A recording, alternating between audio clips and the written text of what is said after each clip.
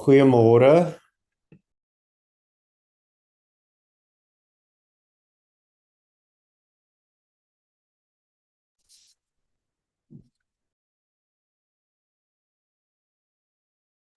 Môre, Wat sê jy, Akbar lid? niks nie. Ek sê maar niks. How are you, Honorable Singh? I am good, thanks. And you? How is fast going? Thank you. The fast is going slow. I know, and it's very hot in Cape Town. Actually, the weather is nice. Um, I was in KZN over the weekend. It's tougher there. Oh, you're right, you're right. But anyway, it's part of the sacrifice that you make for humankind. Yeah, and then in Durban you start fasting at 4:30. Yes, yeah. It's quite a nice city you have there, Honorable Singh. Thank you for saying that, because you'll always praise Cape Town and you forget the other cities in the country. No, I think people who say Cape Town is the most beautiful city hasn't traveled much. Those are unpatriotic people that say that.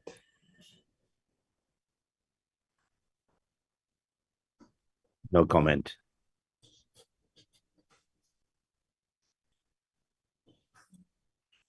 Where's the rest of the portfolio committee?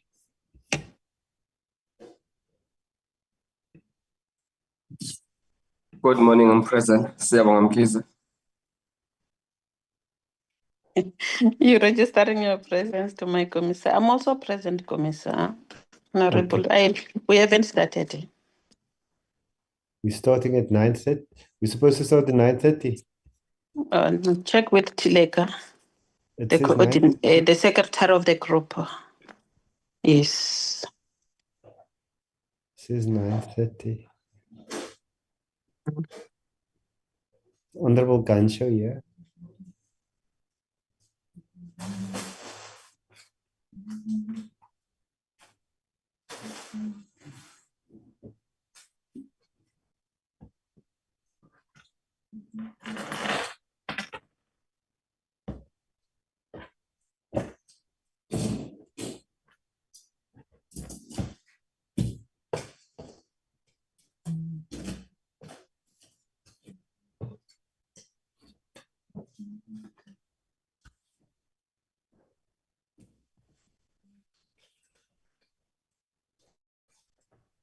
Nhlanhla?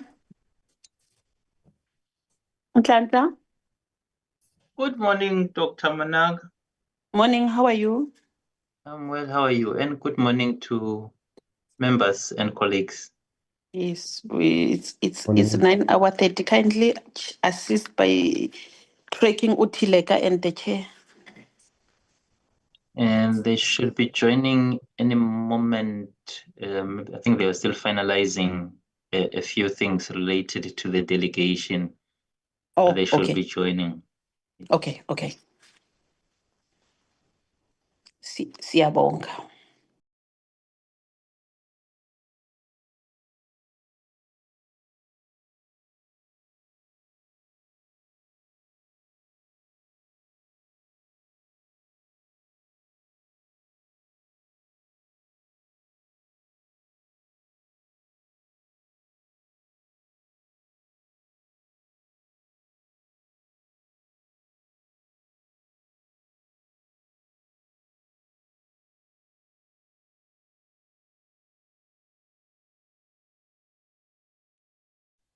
Good morning, members and colleagues.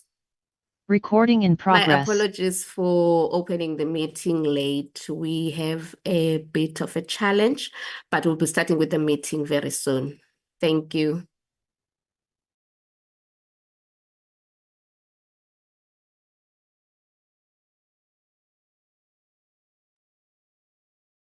Can you hear me, members?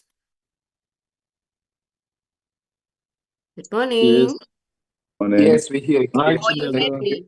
You heard me. Yes, we heard you. Thank you. Thank you. Thank you.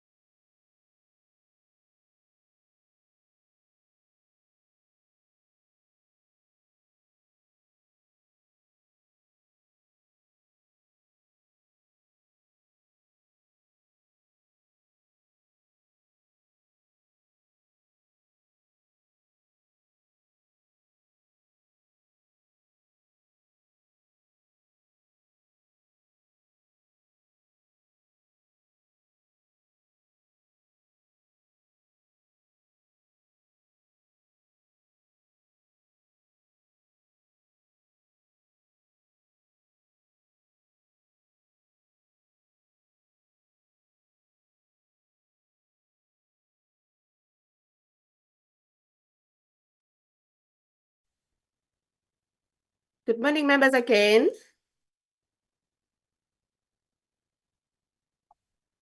Good morning, Chairperson. Yes, Morning, members, morning, Chair. we have a challenge this morning. Our chair is unable to attend the meeting. So as a procedure, we need to elect an acting chair for this session. So I will call for nominations, members, please.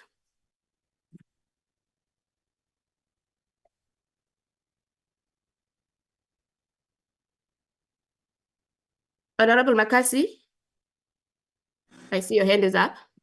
Morning, Key, and morning to portfolio members and officials present. I hereby nominate Honorable Ndalumang to chair the meeting so that we can proceed. Thank you. Thank you, Honorable Makasa. Can I have a second, members, please?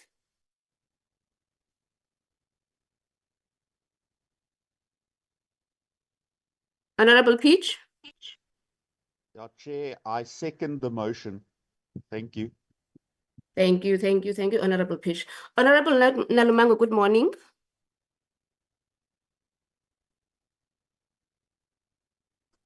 Hi, good morning, Chileka.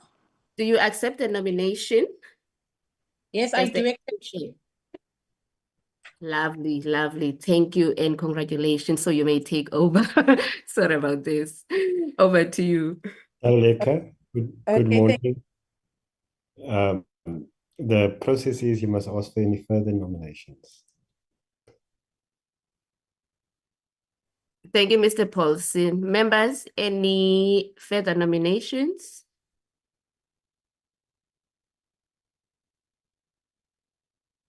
Any objection to the nomination of Honorable Nalumango? None. Thank you. Honorable Nalumango, you may proceed. Thank you.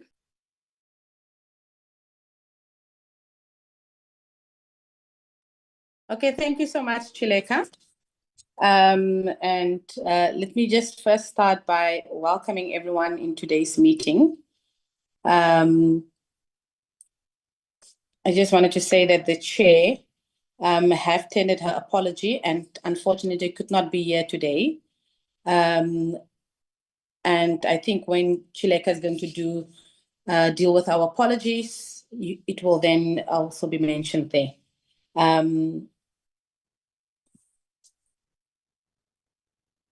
Is it possible, Chileka, just to flight our agenda for everyone to see our agenda for today? Yes, Chair.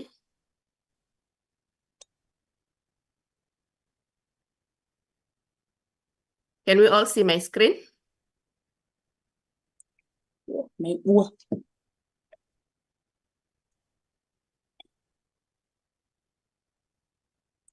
Okay.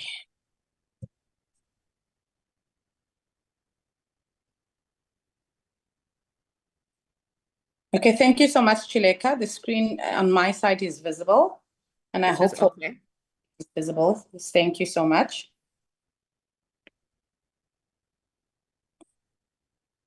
All right. So, as we can see there on the agenda, you'll see there from point 1, opening remarks by, it's not by the chairperson, it's now the acting chairperson. So without further ado, I think let me just start with the opening remarks. Parliament has a constitutional duty to monitor the executive's work and public spending as specified in sections 55 and 92 of the Constitution. Reporting on both financial and non-financial performance is vital for evaluating the effectiveness of government institutions.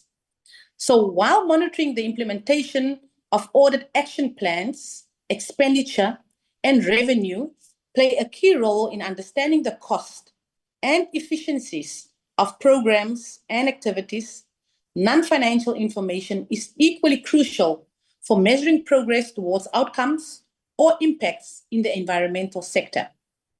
Therefore, receiving quarterly reports from the department and its entities aligns with this committee's responsibilities.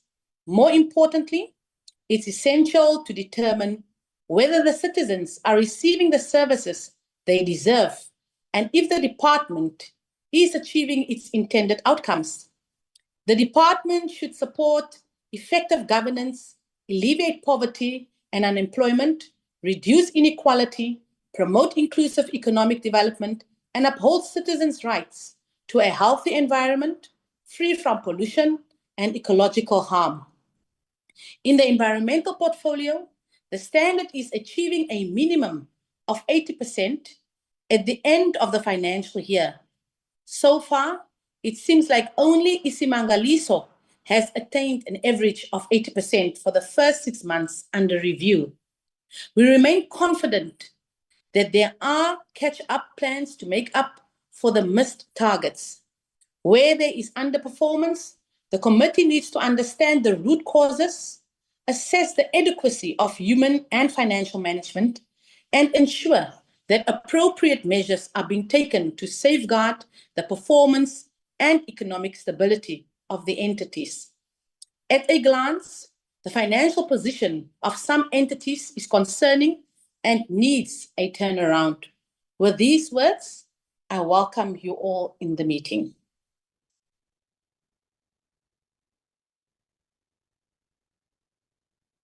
Thank you, Chair. May we proceed to the apologies, Chair? Thank you, Rebecca. We can proceed to the apologies, and when touching on the apologies, if you could also just give us an idea on the delegation who is present. Thank you so much. Thank you, Chair. In terms of the apologies, I received a chairperson apology from our chairperson, Honorable Gancho, Minister George, Deputy Minister Swartz, DG Shabalala, and the CEO of iSimangaliso, Mr. Bukhosini. Thank you, Chair. And then present in the meeting, the delegation is led by Deputy Minister Singh. And then from the department chair, I've got a long list. I've got Didi Jim Kize, Chief Director Mr. Nkosi, Chief Director Ms. Maestri, Forestry Specialist Ms. Mabena, Public Entity Support Ms. Mpolokeng, Director, Office of the Director General, it's Pumulo Sekobela, and Parliamentary Support is Yamkela Bokoto. And then from iSimangaliso Chair, we have the board chairperson, Nkosi Tembe. Mr. Bukhosini already has apologized, the CEO. And then we also have Mrs. Ndambo, who's the Chief Financial Officer, Ms. Nduli, she's the Strategic Support Manager. And then from Sambi Chair, we have the board chairperson, Professor Nesamvuni. And then we've got the CEO, Mr. Munzezi. And then we have the CFO, Mr. Dite, COO, Chief Operations Officer, Mr. Mashile. And then Head of Biodiversity Science and Policy Advice is Dr. Franz. And then Director for Strategic Coordination and Oversight is Mr. Kutu. And then from SAFCOL Chair, the delegation is led by the acting CEO, Mr. Lamini. And then we also have Chief Financial Officer, Mr. Human. We have the acting Operation Officer, Mr. Makobane. And the Executive Strategy and Commercial, Mr. Oh, I can't pronounce. Haring Shan, apologies for the pronunciation. And then we have the Company Secretary, Ms. Lerado Litwalo, Chief Information Officer, Ms. Khanilwe, and the Executive Assistant to the CEO, Ms. Mamuse Mutouti. That's the delegation chair. Over to you. Thank you so much, Chileka. Let me just officially also welcome the delegation of all of our entities that are present in our meeting. And as we are going to go from entity to entity, then the entity will give us an indication who will do their presentations. But for now, we are seeing that it will be the chairperson that will give us an overview of the board, of the entity. Without further ado, can we move for the adoption of the agenda? Is there a mover? Chairperson, my apologies. It's Gift. I've just raised my hand. Oh, I didn't see that. Gift, yes, Gift. Thanks, Chairperson. Good morning, Chairperson. Good morning, honorable members, Deputy Minister Singh, Deputy Minister Swartz. We also forwarded an apology for Minister. I did not hear Chilega noting it in the meeting. Thanks, Chair. I started with him, Gift. Yes, thank you, Gift. I think both Minister George as well as Minister Swartz is not present in the meeting. That's the apologies that I got. But I think Minister Singh is present.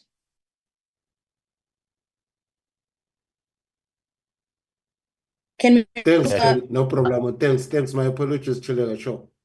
Okay, thank you. Thank you, Gift. Can we move for the adoption Honorable of the... Makasi? Yeah, her hand is up, Chair. I'm unable to see on my side, Chileka. If there's a hand that's raised, I'm unable to see it. All right, Chair, I'll let you know. So Honorable Makasi's hand is up. Okay, sure. Thank you so much. Honorable Makasi. I'm raising my hand, Chair, and honorable members to adopt the agenda. Thank you. Thank you, Honorable Makasi. Is there a seconder for the adoption of the agenda?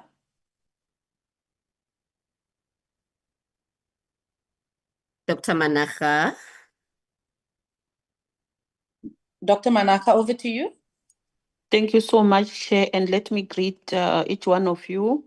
I raised my hand to second the mover of the adoption of the agenda. I so move. Thank you, Dr. Manaka. Now that our agenda is adopted, we'll have an overview by Deputy Minister Singh that is also present in the meeting. Over to you, Deputy Minister Singh. No, thank you very much, and good morning to you, Chairperson, and to all the colleagues, members that are on the platform, and to the board members and the chairpersons of board of the various entities, the CEOs, the officials from the department. Thank you very much for this opportunity. A very brief overview.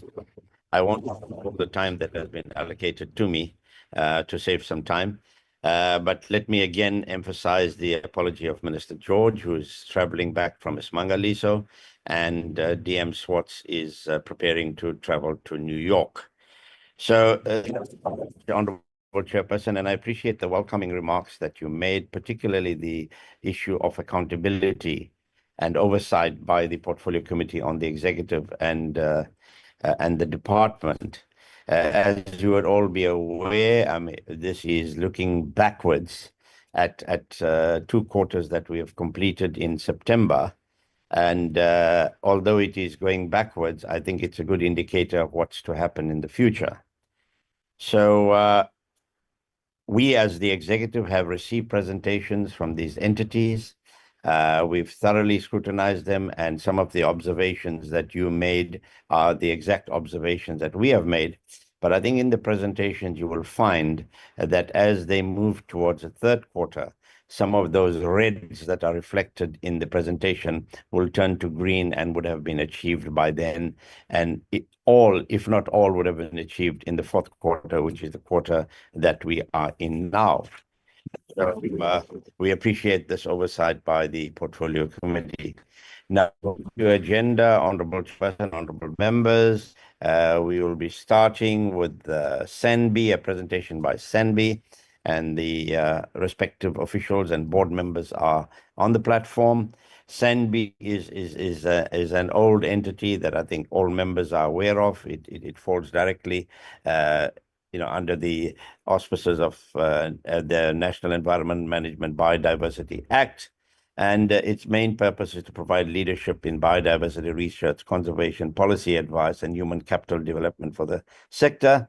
And it's also responsible for generating the scientific evidence and data that informs biodiversity planning and programs of action.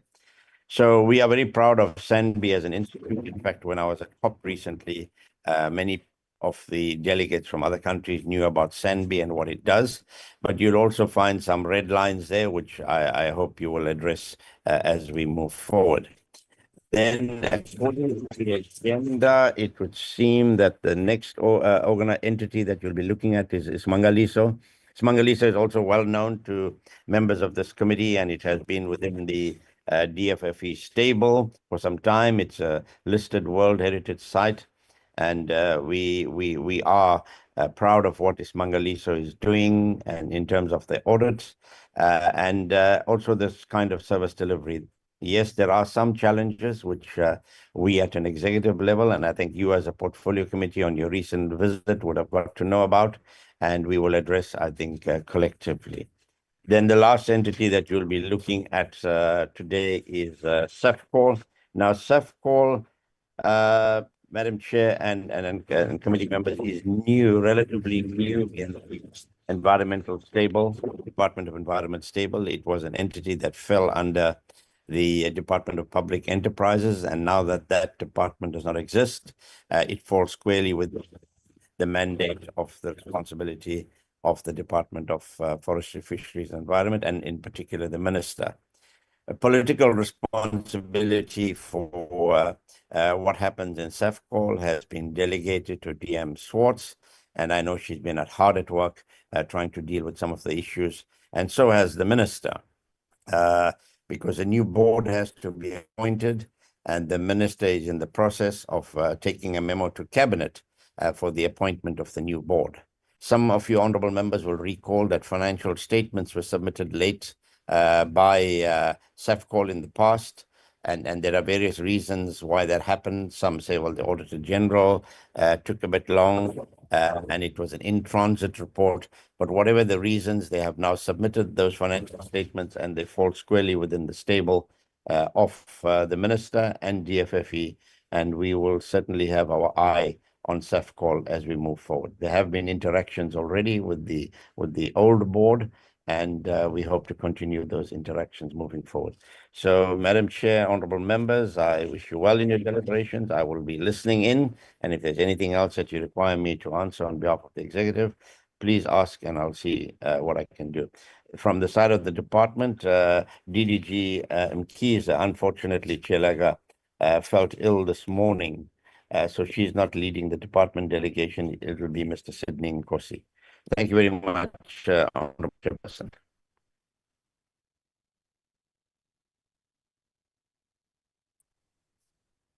Thank you, DM Singh. Next on our agenda would be an overview by the board chairperson of South African National Biodiversity Institute. Thank you. Thank you very much, Chairperson. Am I audible? Yes, Mr. Edward, you are audible. You may Thank proceed. you very much. Thank you very much, Acting Chairperson of the Parliament Portfolio Committee, Honorable Deputy Minister Narat Singh, the Minister and the Deputy Minister Benny Swartz in absentia, board chairpersons, CEOs, executive management of DFFE entities present today, the Director General and the officials of the department. I am pleased to be leading the SANBI delegation for today's Portfolio Committee briefing on the performance of the Institute in the first and second quarters of 2024-2025 financial year. In the first quarter, SANBI achieved 80%, 16 of 20 targets, and in the second quarter, it gained 76%, 16 out of 21 performance against its APP commitments.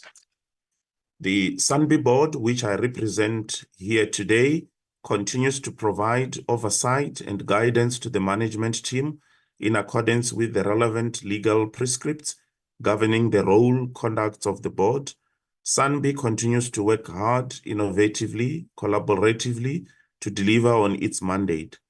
Chairperson and honorable members, there are many achievements. However, there are also few areas that presented challenges, and the management team will present these in detail. I would like to just highlight the following for the committee to note. The first one is the External Audit Improvement Plan for 2023-2024 prior year. Following the conclusion of the external audit process, management developed an External Audit Improvement Plan, which the board approved. This plan sought to improve the external audit outcome by addressing all the findings emanating from the 2023-2024 external audit process. The plan is being monitored on a quarterly basis through the Audit and Risk Committee to ensure that all findings are fully resolved by the end of March 2025. I am pleased to inform the committee that as of the end of the third quarter, December 2024, 71% of the findings were fully resolved. In the fourth and final quarter, management has prioritized the outstanding audit actions to ensure full implementation. Secondly, it is the financial position. SANBI is in good financial position. The institute is solvent with total assets exceeding total liabilities, and the liquid with current assets exceeding the current liabilities. And thirdly, which is very critical, is the financial sustainability. Management continued implementing the SANBI's financial sustainability strategy of 2023-2024 until 2031-32, which the board previously approved. The strategy aims to maximize SANBI's income generating potential by exploring identified opportunities and pursuing strategic partnership and other innovations. The implementation of the 2024-2025 plan with targets for different intervention commenced during the Q1 to achieve the outcomes of the strategy. Amongst other initiatives being implemented was the launch of the new SANBI membership card, which began at the beginning of the 2024-2025 financial year. A comprehensive marketing campaign is currently being implemented, including advertising, exhibitions, and garden-based promotions. The board monitors the progress seen in the organization as it continues to return to previous revenues levels and reviews diversified revenue sources. Our national botanical gardens continue to fulfill their roles in conservation, research, recreation, ecotourism, and also education. These gardens exist in all provinces except Northwest Province, where the processes have advanced towards establishing a national botanical garden in line with the NBG expansion strategy. We hope to operationalize such within the current medium-term development plan. This will be complemented by the fully operationalization of the two new Limpopo and Eastern Cape Province gardens. The implementation of the expansion strategy extends to numerous gardens where opportunities of such have been identified. Management also continues to implement the approved repositioning strategy of the National Zoological Garden, together with the 2024-2025 implementation plan. This is aimed at enhancing the role of the NZG in conservation, environmental, education, research, and ecotourism. This strategy saw some improvements in implementing the targeted infrastructure improvement program during the reporting period. The public-private partnership project will provide a significant shifts in the outlook of the NZG future that we are pursuing. Fourthly, is the human capital development transformation. SANBI continues to play an important leadership role within the sector's biodiversity human capital development strategy. We have got Groen Sebenza 2 program, which continues to be implemented for the Graduate Skills Development Program as assigned by DFFE, with just over 1,000 people active in this program. We are encouraged to see several exits into further studies or employment from this program, thus showing its success. SANBI fulfills its primary decision support mandate by providing scientific and policy advice on several critical areas. This includes trades in species, the state of biodiversity in the country, the impact of alien invasives, and the protection of species and ecosystems. SANBI continues to participate in processes led by the department to review policies, legislation, practices in biodiversity and conservation that aim to foster sustainable development while considering social and economic imperatives. SANBI continues to support the department in implementing the National Biodiversity Economy Strategy by providing technical and scientific inputs.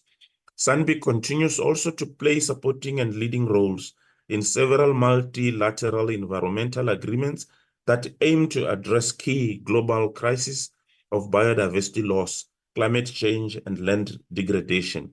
Honorable Chair, I will now request the CEO and the team to take the Portfolio Committee through the details of this presentation. Thank you very much for the opportunity. Thank you, Mr. Nesamvuni. Let me now give your CEO an opportunity to present the report to us. CEO. Thank you, Honorable Chairperson, Honorable Members, Deputy Minister Naren Singh, the chairs of boards that are represented here, departmental executives, colleagues. I hope you are able to hear me. Is that I just want to check so that I can continue. Am I audible, Chair? You are audible. Yes, CEO. you are audible. Okay, thank you very much, Honorable Chair. Really appreciate, and we'll go through. I take it, Chair, that we'll follow the same tradition if that is how the Chair would, Honorable Chair would want to prefer. And honorable members, that I go through the areas where we did not achieve, taking that the other areas that are achieved are reflected there with all the explanations that are provided. And therefore, if that be the case, Chair, I will start from slide number 3. Slide number 3 provides the different programs that we have and how we fared on each one of them. We've got 4 programs, one being the program that focuses on botanical gardens and zoological gardens. We've got 14 campuses with 11 national botanical gardens across all provinces except Northwest, which we are still working on. The zoological gardens, 2 of them, 2 campuses. Got a program that focuses on biodiversity science and policy advice, which is one of the core mandates as per the law. We've got a program that focuses on human capital development and transformation, and the last one dealing with administrative and related aspects, including corporate services and finance in that regard. So that's the total performance for the first quarter was 80%. 16 of the targets were fully achieved and 4 were not fully achieved, hence the 80% that's reflected there, also in slide number 4. So I'll go to slide number 5. Slide number 5. There are 4 areas, as I indicated earlier on. 4 areas were not fully achieved, but 16 areas were fully achieved. The 4 areas that were not fully achieved in quarter 1, the first one deals with the issue of green energy and water conservation. We've got a strategy in that space. We are following up on this to also reduce the costs and respond in the way that we can to the challenges, not only pertaining to finance, but also environmental related, climate related challenges in that regard. Because we understand that the more we deploy green energy innovations in different areas, we'll be able in the longer term, medium to longer term, save a lot in terms of funds required to deal with energy and related aspects, including water. So in this case, we had 4 areas that we had identified. At the end of the quarter, Unfortunately, 2 were fully done as per the plan and the target for the quarter. 2 were not fully done, hence we reflected them as red. And then we are following up on this, and we are very positive that by the end of the financial year, would have caught up on a number of things, because the actual appointments that needed to be done in the first quarter, 2 of them were done immediately after, some few days after the end of the quarter, so they could not be accounted for or counted within that quarter. That's why the target is red, but work was happening in that space. The second one deals with the number of visitors to National Botanical Gardens and Zoological Gardens. We couldn't meet the target. We missed it by 11%. We did 260,000 plus instead of the target of 291,000 plus at the time. So we looked at a number of factors, and we had to put a lot of measures. Part of what we had identified that may not be explicit there in the explanation. We are also on a transitional period. As the chair was indicating earlier on, we have transitioned from the previous admission system to a different system. So we are tracking the trends, and things are improving as visitors and others and even ourselves are adjusting to the new system in that regard. But we are hopeful, and we've checked where we were at Q3 was a totally different picture, and we are confident that this, even by the end of the financial year, would have been achieved fully. If we go to slide number 6, there are 2 more. One is the percentage increase in own income generated.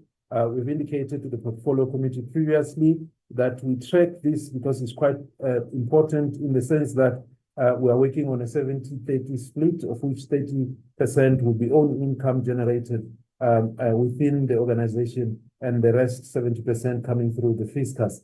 In that case, we count and we work on comparative analysis of how did we fare in the first quarter of the previous year or the prior year, and how are we faring now. We found that comparatively we're 10% lower, 12% lower than the previous. But you'll see in the second quarter, we worked very hard in this space, that even if we're still lower in the second quarter, it was 1% difference comparatively, quarter by quarter into the previous year, as I indicated, prior year, quarter 1 to quarter 1, quarter 2 to quarter 2 in that case. So we do understand that there's a direct correlation with the numbers in terms of the visitors, and also the income that comes through what we call own income generated, because rental is aligned to inflows of visitors in one form or another, or even admissions thereof. You find that there is a direct correlation in that space. So we're working very hard in this space, and we're also positive that we are on the right trajectory, despite the complexities that we went through on that first one, on the first quarter, and partly also on the second quarter. In the last one there, from the 4 of 16, is the issue that we have committed to, the percentage of female appointed at senior management level positions. We had an annual target, or we have an annual target of 49%, comparing to where we started 3-4 years ago. I think we started around 45%. It's growing year on year, but it's also a target that is a little bit fluid, in the sense that you lose a person towards the end of the quarter, then it destabilizes. But we're at 46%, and the target being 48%. Some of the appointments were still being in process at the time, and we are working very hard in that space. Those are the 4 areas, and the other areas in quarter 1 were covered, hence the 80% that we referred to. Going to quarter 2, I'll request that we go to slide number 31. Slide number 31 would indicate that we ended quarter 2 at 76%, and then slide number 32, it indicates that 76%. Then we go to slide number 33, which indicates the 5 areas. Some of them are the ones that I referred to. Let me start with the first one. In terms of visitors, we were 7% off in the first quarter, we were 11% off on comparative analysis. Here, we were 7% off, managing cumulative 554,349 out of 595,980. That was the target. So that's the issue. And then we have heightened our efforts from a marketing perspective and events that some of those that have been attending or have seen even in media, different gardens, and we've heightened that, and the picture is different. In actual fact, in Q3, we would be reporting a different picture, not a red at that time. And then the number of risk analysis compiled for alien and invasive species. We are responsible for the science part and the advisory services associated with how we deal with alien invasives, whatever that comes into the country, how they behave, those alien invasives, and what are the measures of dealing and addressing them, either biologically or mechanically or chemically, in whatever form that may be, that will then inform operations on the ground. In that case, risk analysis, we needed to do 15 as a target for the quarter. Up to the end of the quarter cumulative, we managed and we had done 12 out of 15 that we were supposed to do. But we had put in a catch-up plan in that regard. We increased the capacity of the teams because we had lost some capacity at the time, and the picture is different in the quarters following Q2, of course, 3 and 4. Let's go to slide number 34. Slide number 34 deals with the prune sevenza. We had, as the chair indicated, over 1,000 graduates and those that were participating in the program with our host organizations in different areas, being trained in different aspects of our sector. Part of their programming or their program was that they would be subjected to training in different areas, working with different service providers and partners, academic institutions and others, to make sure that they are ready for future opportunities that may come, and they are quite ahead and also supporting the sector. Some of them we traced because we've got a track and trace system showing that at the end of the program, more than 300 were already into other opportunities that were better, most of them permanent in that regard. In this case, we're supposed to train 600 in those, and we managed to do, we're supposed to train 400, sorry, by the end of the second quarter. 357 were trained, were off by 43 out of 400 of those that we wanted to train by that time cumulatively. So that's why the target was not met. But at the end of the program, we had even exceeded the annual target in that regard because we had put in corrective measures in that space. And then we move on to the issue around percentage increase of own income generated. As I indicated earlier on, we were off by 12%, but here we were off by 1% year on year, quarter to quarter, comparative analysis. Year on year, I'm referring to comparing the same quarter with the quarter last year as to where we were. We're working very hard, and as I indicated, activities that we have put in place to ensure that this target is fully met are at hand, and we are confident with what we have put in place and what we're implementing, as you will see as we move on to the third quarter. Slide number 35, which will be the last one that has reds in terms of performance, it's got to do with external audit opinion. We got an unqualified audit, but the target at the time was unqualified without any matter of emphasis along those lines.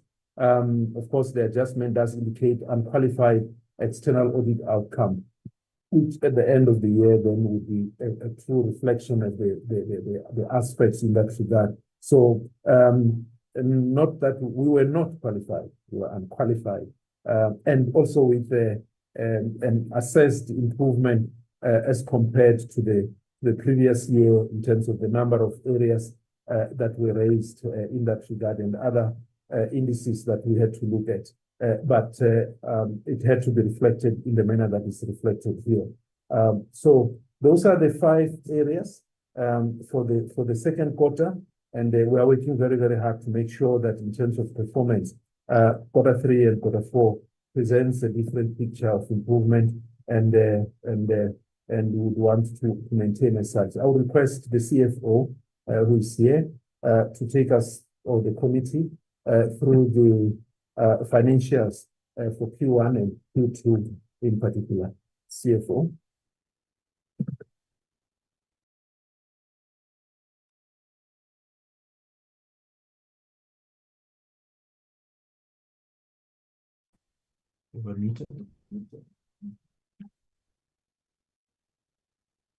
Thank you, Chair.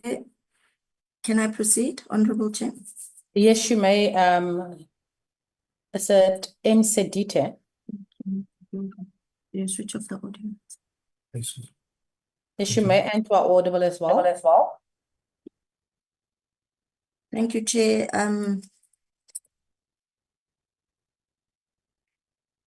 Good morning, Honourable Chair, Honourable members, chairpersons of the board, as well as all the colleagues that are joining us for the portfolio committee. Chair, if I can request, before we go into the quarter 2, if I can request we go into slide number 22, which looks at quarter 1.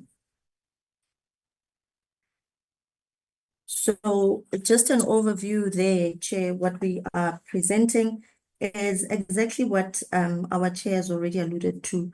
In terms of the position of SANBI, we are still in the green. We do have areas where we are managing that the CEO alluded to in terms of own revenue generation.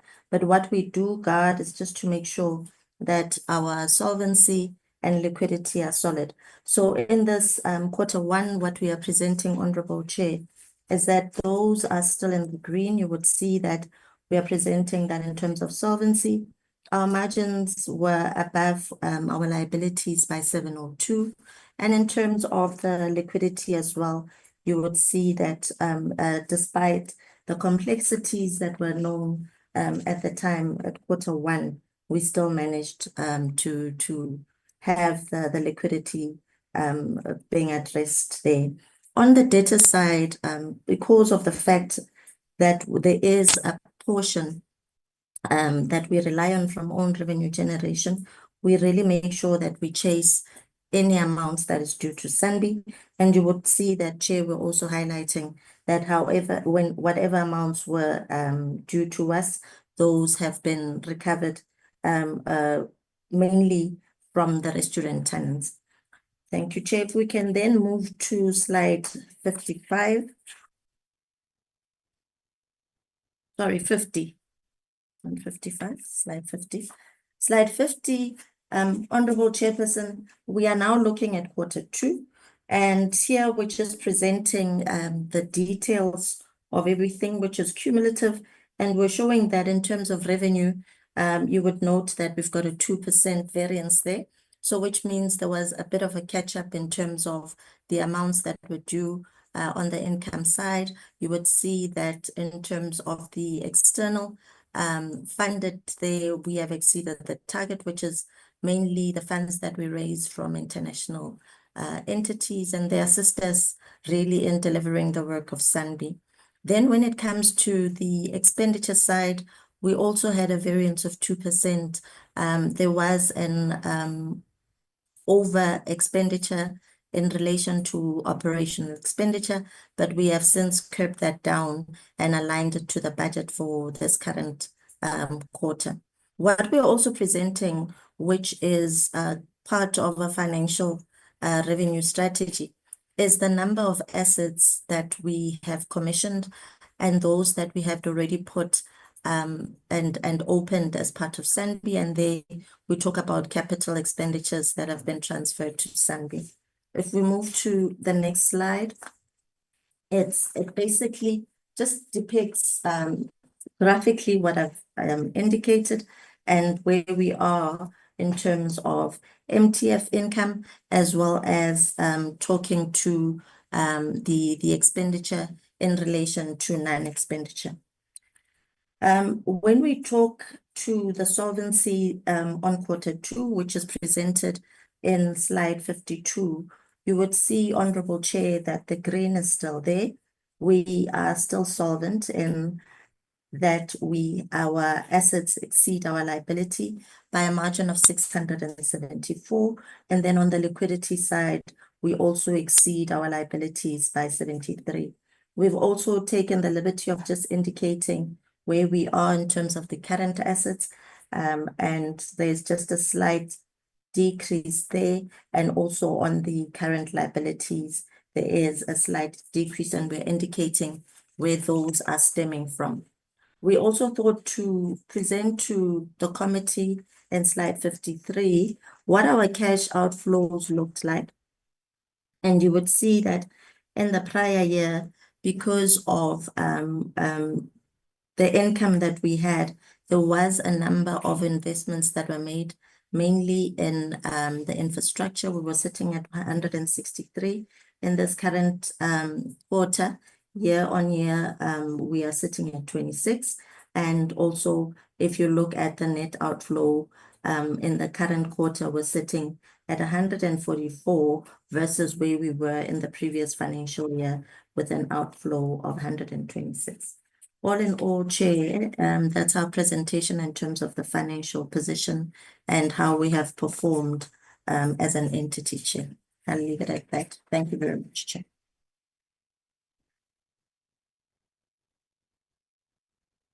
Thank you very much, Ms. Sete and Mr. Munzetsi, for your presentation on SANBI. I would now like to open up for members of the Portfolio Committee to pose questions and discussions. May I see hands, honorable members?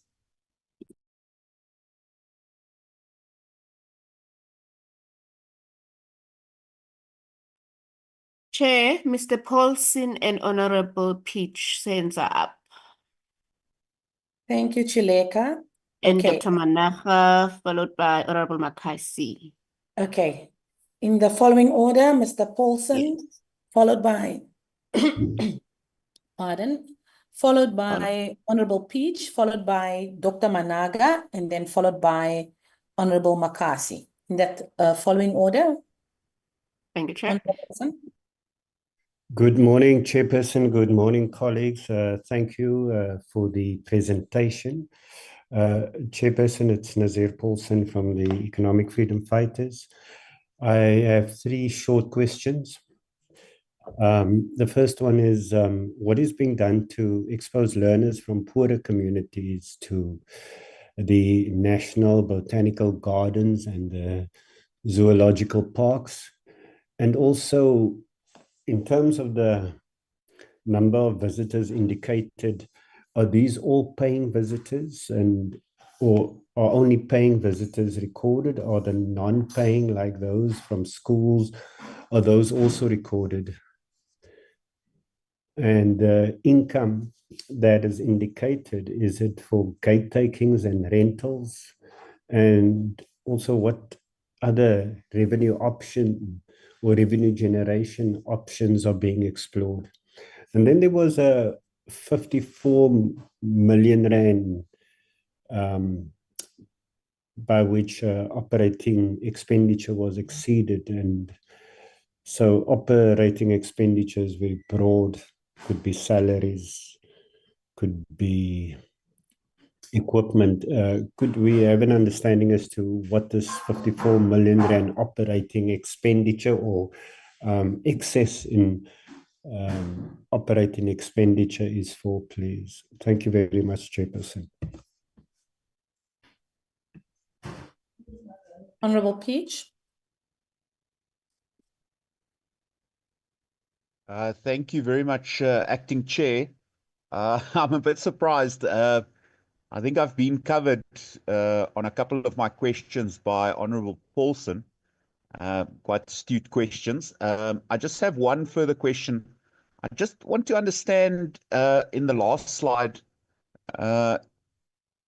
in regards to the investment amounts, could you maybe just give a definition of those investments?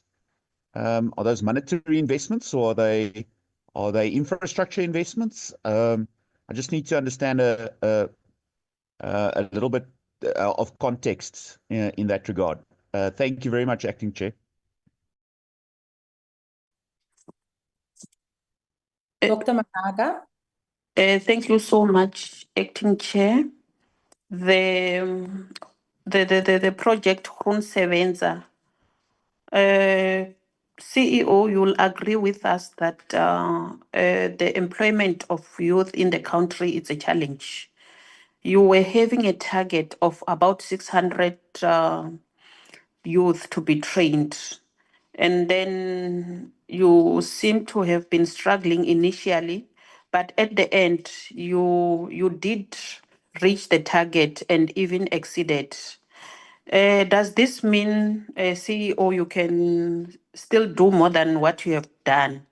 If you can, I think as the committee, we can appreciate that, because you can even double the number that you have done.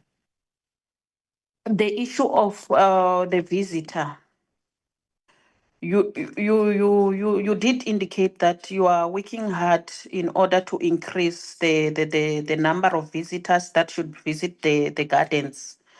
So under corrective measures, Mr. CEO, you said assessment of contributing factors and implementation of measures for improving income generation. And you indicated the factors that are hindering you to meet the target. Key is fire and unfavorable weather conditions, to list few. We do understand that there are other factors that you cannot have control on, like the unfavorable weather conditions. But with these other ones that you can have control on, do you have a plan? If yes, can you please briefly share with us? Thank you so much, Chair. Thank you, Dr. Managa. Honorable Makasi. Thank you, Chair. I think my questions have been actually asked by the fellow portfolio committee members. I am now left to make a comment, which is not necessarily a question, but something that we have been raising as a portfolio since we have started in this seventh administration, on the issue of the target and the percentage in relation to female and disabled or disability sector in particular. The presenter is mentioning that they started many years ago from 38%, and they are working hard to ensure that they reach a target that is required, which is 49%, if I've heard him correctly. And then I think what I would want to say to the department is that we, as this portfolio in particular, this term, would want to ensure that these entities, they do meet the requirements, especially in relation to females, which must be above 50%, so that you then comply with what is required, including the department entirely, that they should also achieve this percentage that is within disability requirement. So we want them not to just work hard, they must work extra hard to achieve that. We're appealing to them that they should be doing that. We know that it is also dependent on on public administration, that department that has to approve the vacancies that must be there, and also them filling the management positions. But it should be some kind of an enforcement that they should be doing we expect that as the members that these entities meet that criteria. So I wanted to make an emphasis on that, Chair, that they must make sure that they work extra hard. Thank you. Thank you so much, honorable members. I'll now hand over to Sanbi to interact with your questions and comments that you have made. And then after they've interacted with your questions, we will then, they can then excuse themselves from the meeting. I know they have lots of meetings and work that they need to attend to.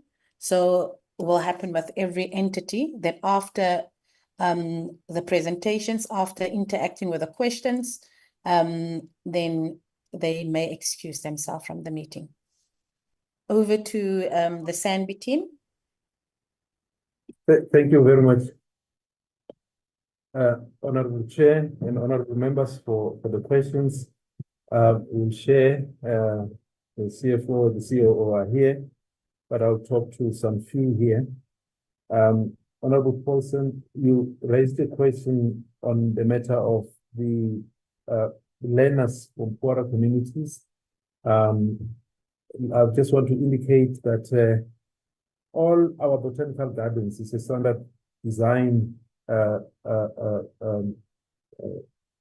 we follow to make sure that each garden has an environmental education center and or environmental education programs. When I say or, depending on the capacity at the time, but the design is that because gardens are meant to deal with 5 things: conservation, research, education is central, recreation, also the issue of ecotourism in that regard. So all of those things are covered and if we take for an example,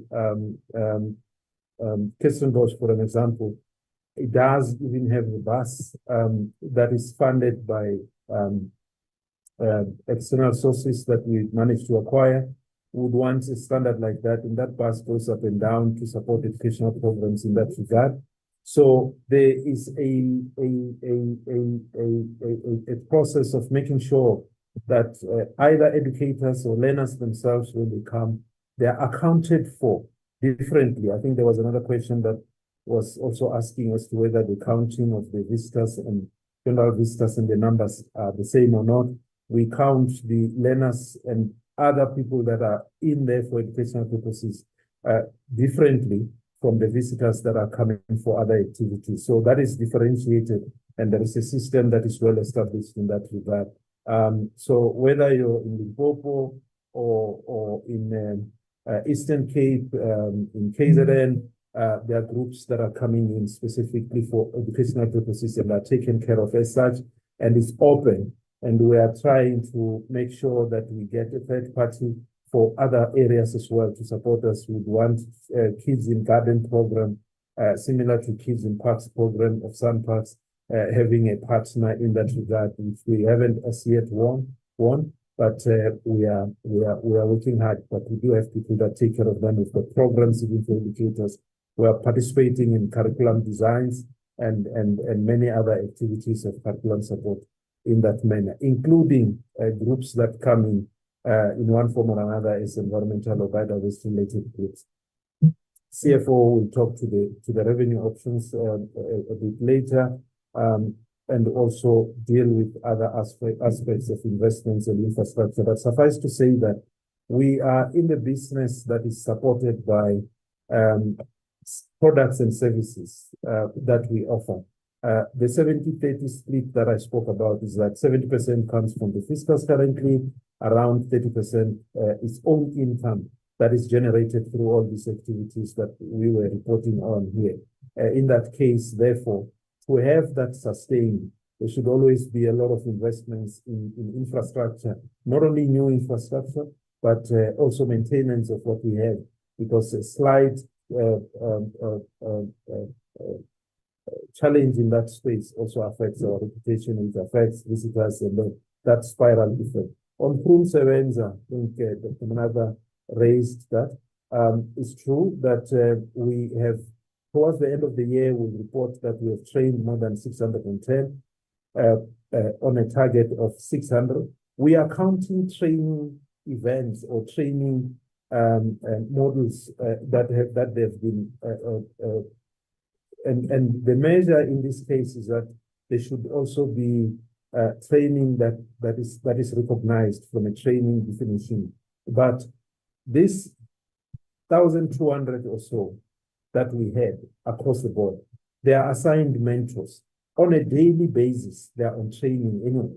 That is not what we are counting on the number that we're talking about. On a daily basis, they are taken through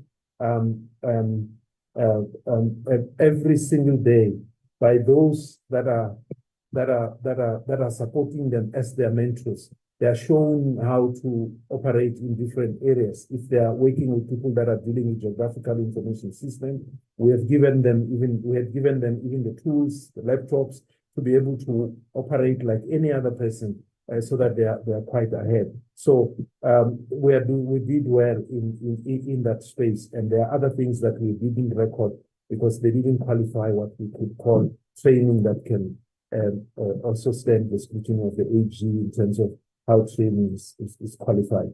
Then the last one, I think the second last one from my side, is the issue of I think it's Honorable Makasi, on the matter of the 46% that we referred to, the target being 49. It was referring to women in senior positions or SMS, senior management positions. We started very low, as I indicated, around 45 some years back, went in 46, 47, and then we are working gradually to the target that Honorable Member raised.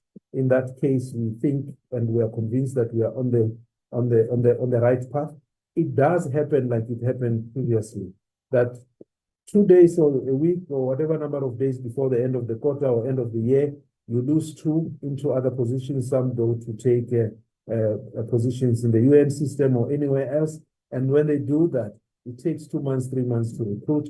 And when we come to report here, it may sound like we are not putting effort in that because it fluctuates. Sometimes it's 48, then it goes to 46, then it goes to 49. We think we are exceeding now, going to where we want to go, and then it goes back. One person out of the system also affects that, but we are committed to that, and it can be proven by how we moved from where we were 3-4 years ago to where we are currently. Of course, with the budget cuts, especially with the infrastructure, that has happened across the board, across the whole government. Our products and services will have challenges in that space. We're trying to see how best we can mitigate that, but it's a very serious knock, and we don't know how things will be. But with constrained fiscus, these things have ripple effect on the quality and also other infrastructure investments that we still want to make moving forward. CFO, if you can come in on the other areas.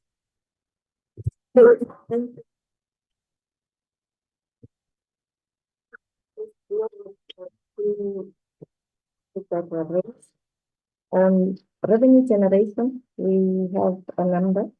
We have admissions, which were already alluded to. Then within the gardens and the zoo, we've got restaurants. At the zoo as well, we've got a number of kiosks where we sell a few items to the public. But mainly our revenue comes from admission and restaurants. And in terms of the financial sustainability strategy that the chair alluded to, there are a number of consultancy avenues that we're pursuing. Currently, we are working with SAPs. We are assisting them on forensic analysis, on anything that is confiscated, on illegal plants and matters like this. For those cases, we assist them with, and we generate a bit of revenue from that. Then in terms of the question on the operational expenditure, on the roadshow you would have seen in the presentation, we actually do have personnel cost as a line item on its own.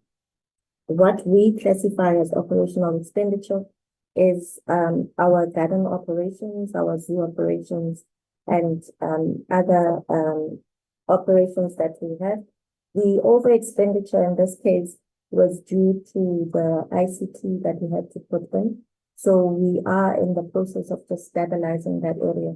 And therefore, we had to allow some of those expenditures to be put through so that we can get stability. But also when it comes to garden operations, we actually had to ensure that there's some of the expenditures that we're putting through. We do manage our expenditures tightly, and Chair, just to ensure that all in all at the end of the financial year, everything balances out. Investment opportunities, maybe I can just quickly share with the committee that we are not allowed, and we actually want to keep it like that from our end, that all the investments that we do are put with Reserve Bank, and what we indicate as I think in our financials, we've put it as interest. Let me just see. We put it as investment income. So that's where we are showing the investments that we make. And those investments we put in Reserve Bank. We're not allowed to invest in any other area. Based back to the question in terms of what is the investment amount that we're showing on our cash flow, that is the amount that we put through on the infrastructure chip. And then in terms of the plans, what are we having as a plan to make sure that own revenue generation is kept on par? We, I don't know whether the committee would have seen, and perhaps we need to apologize under the chair that we did not extend an invitation to the committee, but we've got an open week where we are promoting that the public can come through to the gardens for free. Now, that will not necessarily give us revenue in terms of admission, but we do think that there will be spillovers when it comes to the revenue that we generate from the restaurants, because then that influx of people will then allow the restaurants to have a better increase.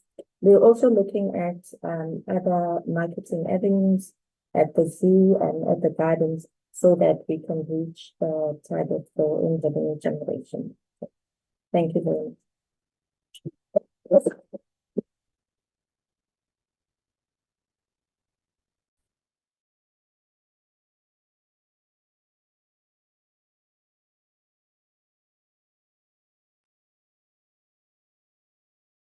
Thank you, Mr. Munzeti, and thank you, Ms. Sedite.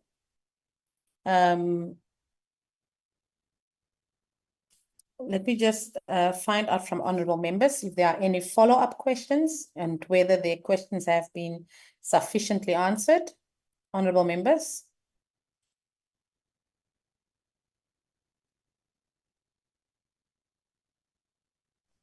No follow-up question from me, Honorable Chair. Thank you. Thank you, Dr. Managa. I think if I don't see any hands raised, I take it that the questions has been sufficiently answered.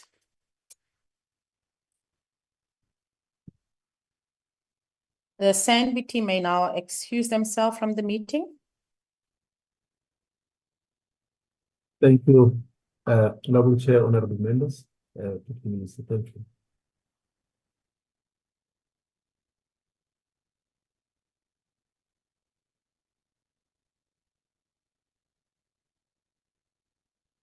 We would now like to welcome the overview by the board chairperson of iSimangaliso Wetland Park. Over to you, board chair. Thank you very much, Chair, for allowing us to have remarks in this regard. A greeting to you, Honorable Chairperson of the Portfolio Committee, responsible for the Department of Forestry and Fisheries and Environmental. Honorable Dr. Gion, Honorable Deputy Ministers present, Honorable members of the Portfolio Committee, Chairperson of the board members, and CEO of the entities present, Director General of the Department of Forestry, Fisheries and Environment, senior officials of the department and entities.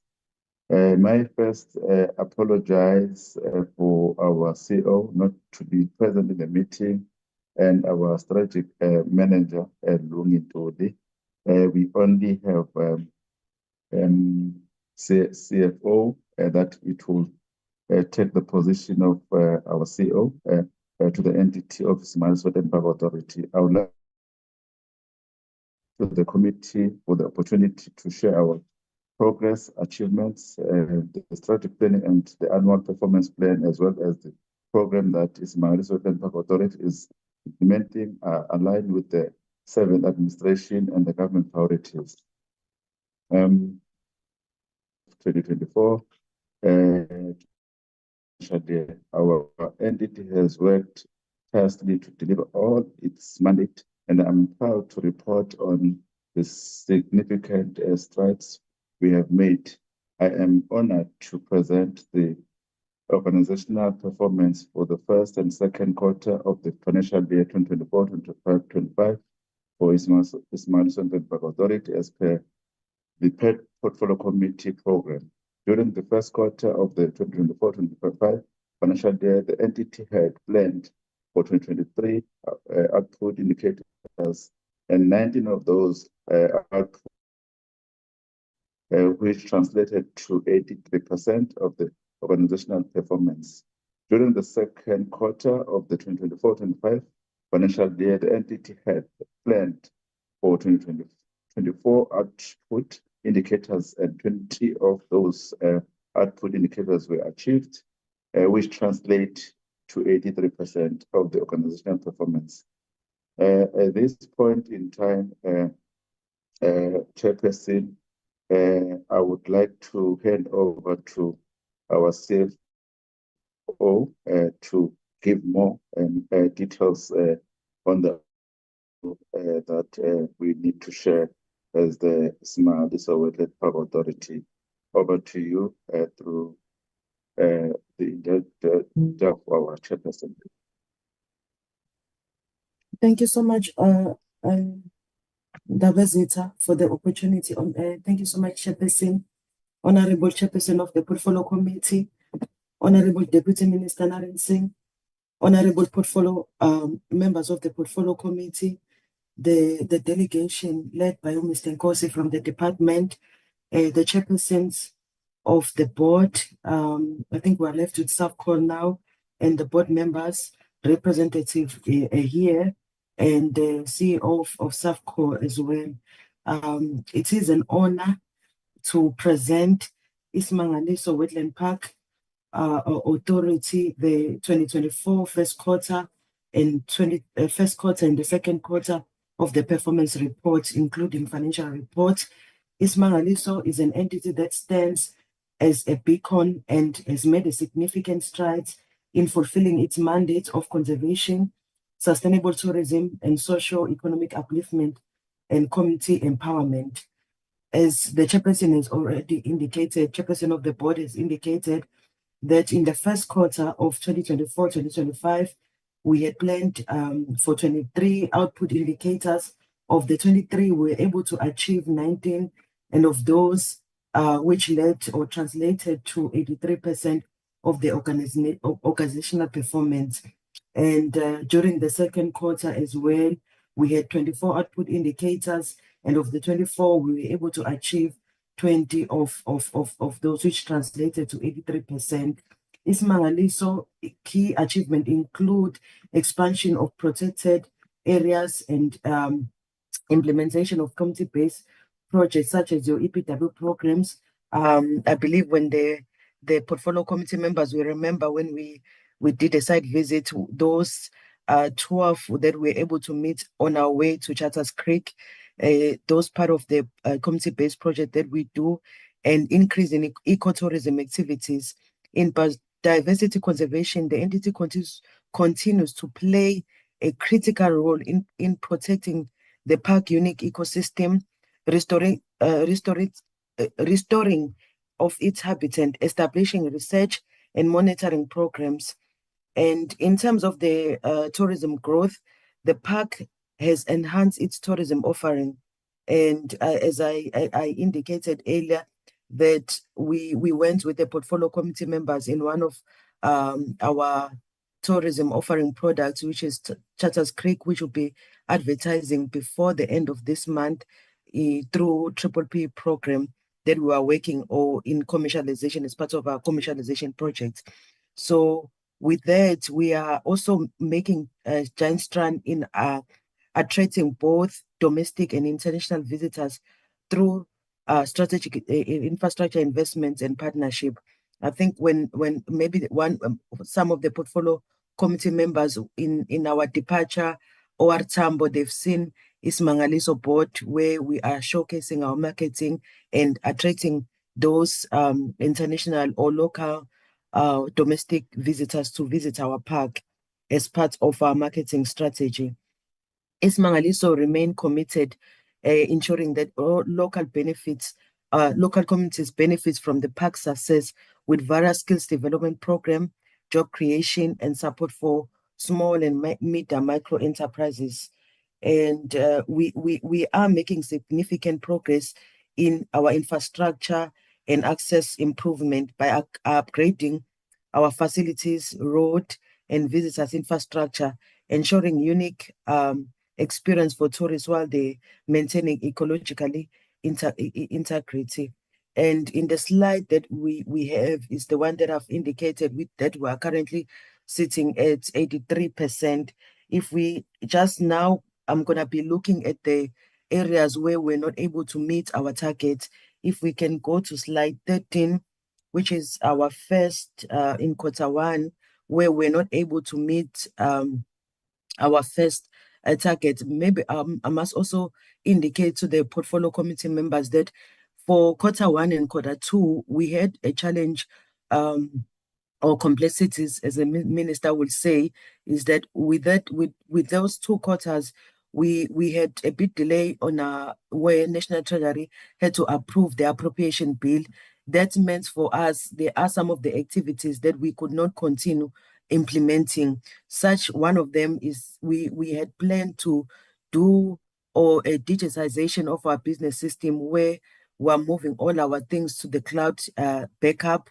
We did not do that activity or the output because of budget limitation. This, however, has been addressed in Q3 because that matter was resolved towards the beginning, towards the end of Q2. If we can then move to slide 20. On slide 20, we also in the same Q1, we had planned that we want to attract visitors, paying visitors to come to the park of about 44,000. Unfortunately, in this quarter, we were able to only achieve 34,437 paying visitors. This was not achieved because of the weather condition, especially in the month of March. Normally, those are the times where we experience rain between January and February and March.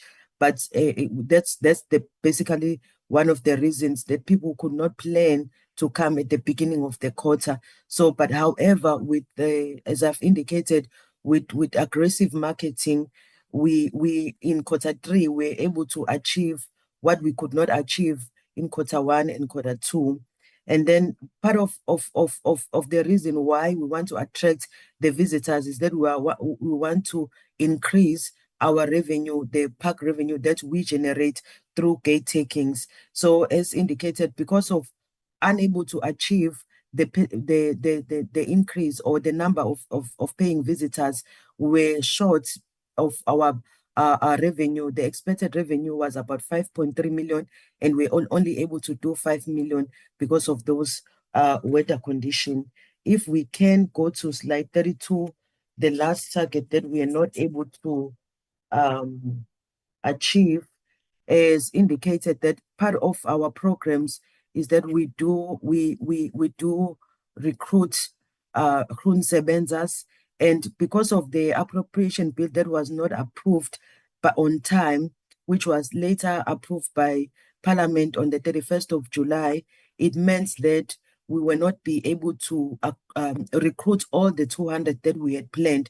So we only kept 78, which we had used the opening balances that we had at the time. So we couldn't attract more at the time because of those funding complexities. However, by the 31st of July, Parliament was able to approve the budget, the appropriation bill. And in the same, in quarter two, we will have similar challenge. If we can go to slide 40, as I've indicated that we have achieved 83%. In slide 40, in this particular quarter two, we have our concessionaires which pays us on what they owe us. And in this particular quarter, we were supposed to achieve 60 days of them paying us, but they were not able to pay because concessionaires were struggling. But we have put actions in place where we issued letter of demand encouraging them to pay through the concessionaires that we have. And the improvement is we started to see in quarter three where they were able to pay. If we can move to slide 41.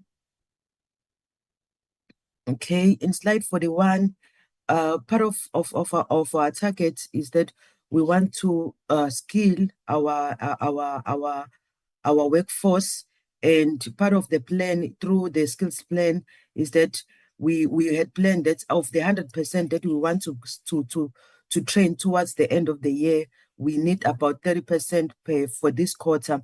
But because of the delays in the appropriation bill, this was only achieved in quarter three. We only did 7.5% of training to our workforce. I would also like us to go to slide 45. In biodiversity programs or in conservation, we had planned to do an anti-poaching and ranger strategy for this quarter. We did conduct we did do the terms of reference, but however, because of what I just cited, we couldn't implement or we couldn't go out on tender to source for the service provider whilst waiting for the funding to come to the entity. So the only thing we did was we did the terms of reference whilst waiting, and this has been achieved in quarter three. In slide 61,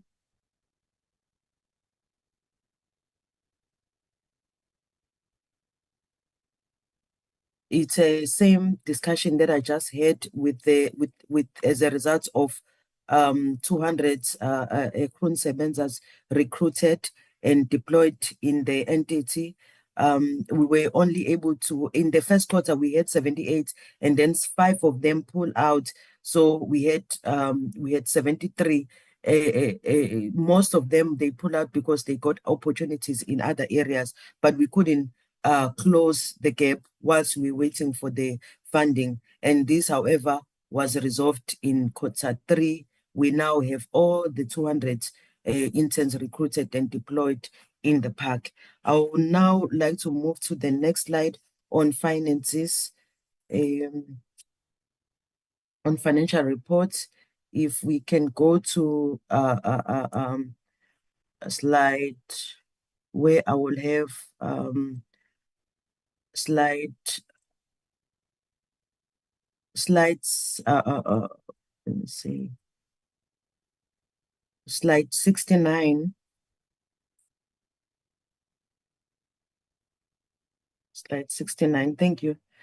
In slide 69, what we want to indicate is that if you look at quarter one and quarter two financial reports, is that when we opened the year, we had about 58 million, or we had about, when we closed the year, we had about 73 million owed to us from exchange transaction or non-exchange transaction. Non-exchange transaction relates to the grants which the department was owing us. There was a part of that amount, there was about 58 million that were owed on EPWP programs. But because the difference between 58 and 73 was also coming from Jeff 7, and in quarter one, we were able to receive funds from Jeff 7 of about 15 million, covering the balance of, leaving the balance of 58 This was subsequently resolved in Q2 as the appropriation bill was approved and we received all those funding. Hence, you will see that any non-exchange transaction, we were sitting at zero. But when looking at overall, in terms of our current assets with our current liabilities, we were still not liquid. If you go to the next slide, it indicates that we were 0.5:1, which meaning that we're still short with about 100 million. And as the entity, we were working hard in increasing our own revenue, but also we had written to the department during Q2 to convert our capex into OPEX, seeing that we were not able to meet our obligation. Among the reasons were of course the delays. We had to pay, we had to rob Peter to pay Paul, but at the end, by the end of the quarter, we will have Q4 will have a different result. The increase was only on 37 million, where we had increase in our investment property. If we can go to the next slide, where we're looking at our financial performance, as indicated, is that in this particular Q2, which is overall, we were sitting at about, in terms of revenue, we're sitting at about 96 million. The delays on transferring the grant to us made that we were not able to meet or recognize revenue. As a result, we had a deficit of about 39 million, which with the Q3, this matter was then resolved by us implementing more projects, which would then reduce subsequently then reduce our expenditure levels. If we go to the next slide, it's what I've just indicated, that we had about 96 million against the 148, resulting to about 41 million, 51 million variance. And in terms of the total expenditure, we were about 136 against 188. The reason why we spend less was that we have EPW programs that we are not implementing in Q2. However, there is a significant change in Q3, Chairperson. I would like to hand over to you. And thank you so much. And that was it. Thank you.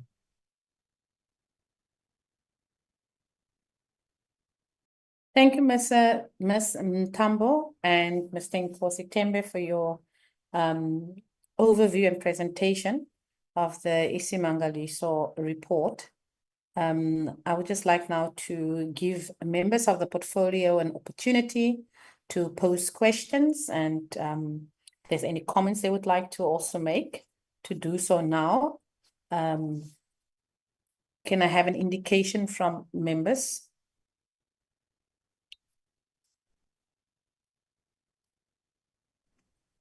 Yeah.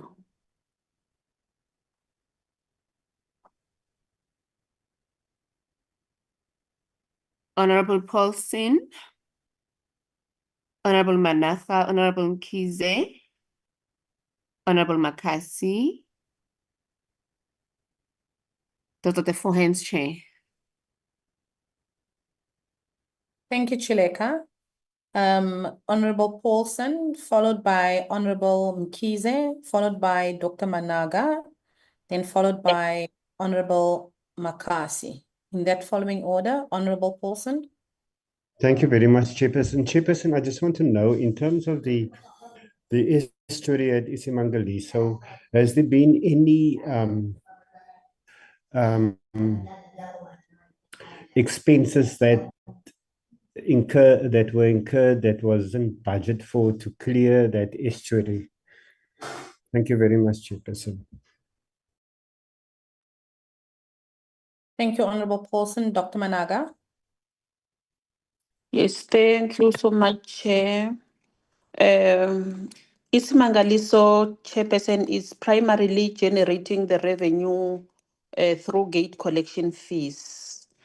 I just want to find out from the iSimangaliso acting chair, have they ever thought maybe of trying to to research on other avenues that they can put in place in order to generate a revenue.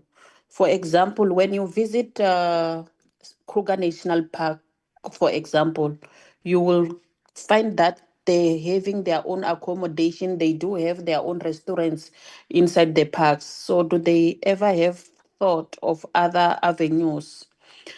The issue of marketing, strategic branding and marketing efforts to market the park.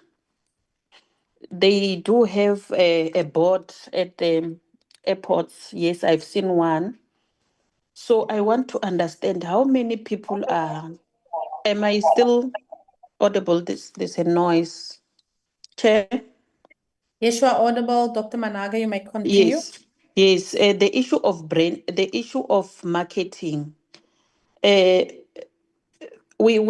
do appreciate the fact that we do have people who are coming from other provinces and other countries who visit the park. But locally, what are they doing as far as marketing is concerned to make sure that the people from KZN and the provinces around visits the park? Thank you. Thank you, Dr. Managa. Honorable Makasi.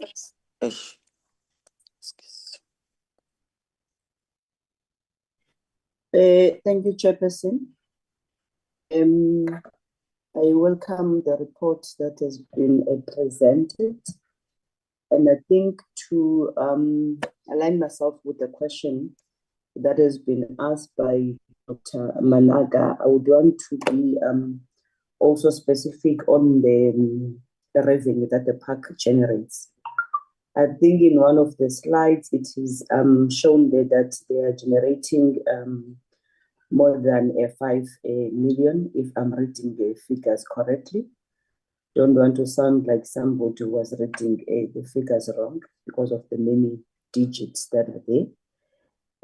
The park is reported to generate that revenue. I want to check if whether is there any provision made by the entity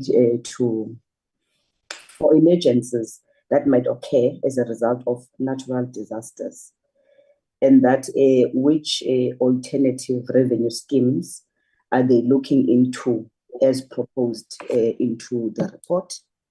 The second question is also in relation to their achievement in the quarter reports, noting that the entity achieved 83% for both quarters.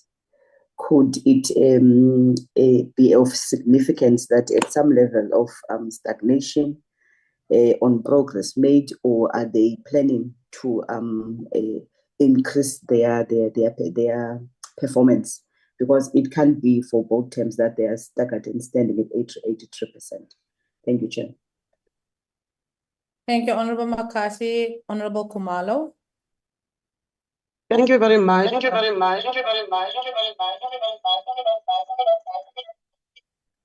Honorable Kumalo, I think if you have two gadgets, just switch off the one gadget and remain in the meeting with the one gadget, because there's an echo coming from your side. May I proceed, Honorable Kumalo? Thank you very much, Chair. I'm just having one question that I want maybe to get clarity on. iSimangaliso, let me also join members who have welcomed the report or rather the presentation. But my question, Chairperson, is in relation to the cloud backup. That what were the effects of the cloud backup and replication service not being implemented, and how will this be prevented in future? I think, Chairperson, on the issue of revenue, comrades have, honorable members have covered me. Thank you. Thank you, Honorable Kumalo. Honorable Mkhize. Thank you, Honorable Chair. I'd like to find out from iSimangaliso, and thank you very much for the wonderful and great presentation. But just have some few questions for them. The report shows that iSimangaliso aimed at obtaining 215,000 paying visitors for entry for financial year, but only recorded 34,000 in Q1 and 76 in Q2, falling short of the quarterly targeted. This resulted in a revenue shortfall of 2.5 million, if I'm not mistaken, in Q1 and 282 in Q2. Given the significance of tourism for financial sustainability, what measures are being implemented to ensure the park meets the annual target, and how will the shortfall be addressed? And the second question applies to the EPWP, Expanded Public Works Program. The delays in the EPWP grants occurred due to the late approval of the appropriate bill, I believe what they've said, leading to the non-implementation of the key project in Q1 and Q2. This has also impacted the employment of Sebenza interns, with only 78 of 200 employed in Q1 and 73 in Q2. I would like to find out what discussions have been taken with the National Treasury to expedite funds disbursement, and what alternative funds measures are being explored to prevent those delays for future. Thank you. Thank you, Honorable Mkize. Honorable Kumalo, I see your hand is still raised. Is it a legacy hand? No, it's a legacy hand, Chair. Okay, Honorable Kumalo. Let me just give an opportunity now to the team of iSimangaliso to interact with the questions and comments that was passed by our committee members. Okay, Team of no. iSimangaliso.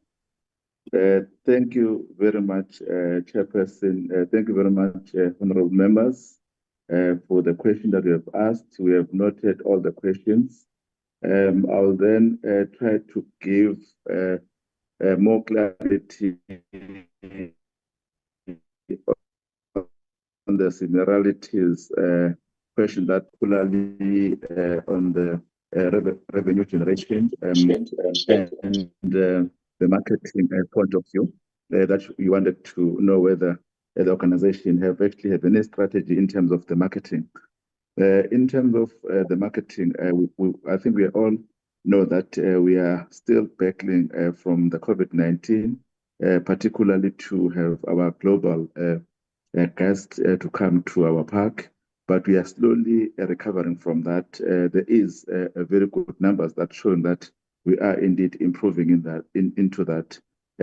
Domestically, we are also improving very well in terms of our local tourists that are coming to iSimangaliso.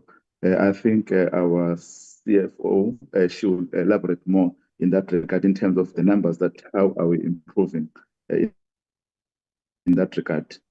We also have a program that we have started the exchange program to learn from other parks, particularly Kruger, that are doing very well in terms of the revenue generation.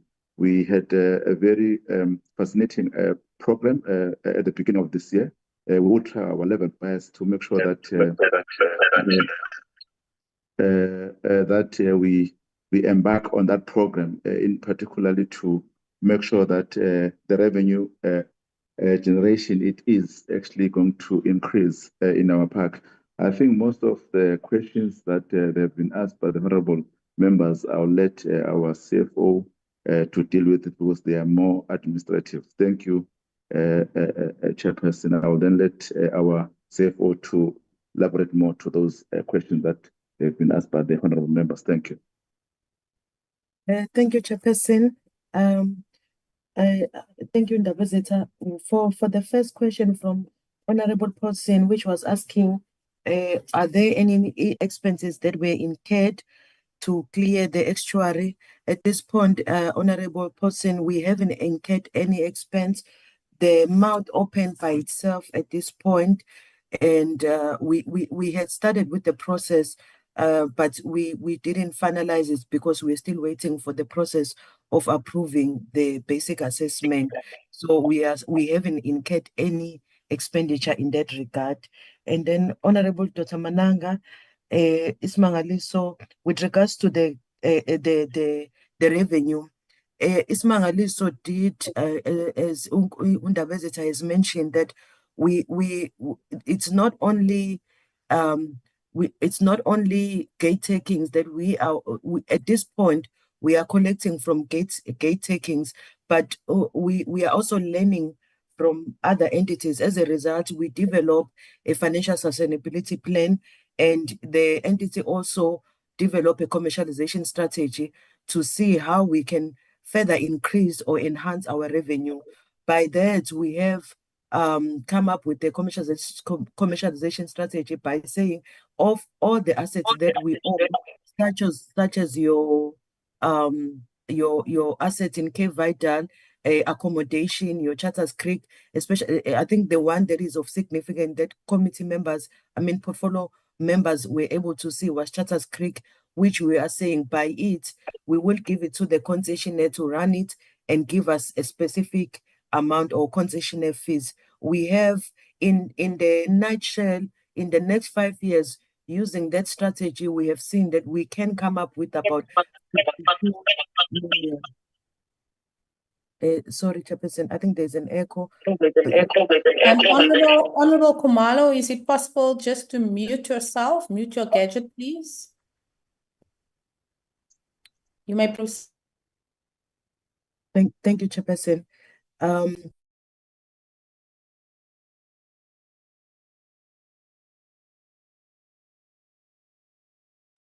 You need to unmute yourself, Mrs. Mtambo. Oh, apologies.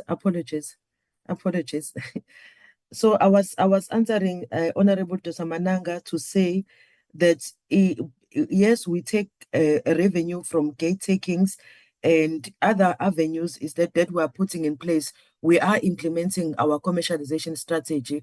By it, the first project that we will be doing, we have about 5 in terms of our target that by the end of this year, we should advertise all 5 projects, which include Charters Creek, and in the next or within this period of the next 5 years, we are seeing ourselves able to at least derive about 52 million from those activities.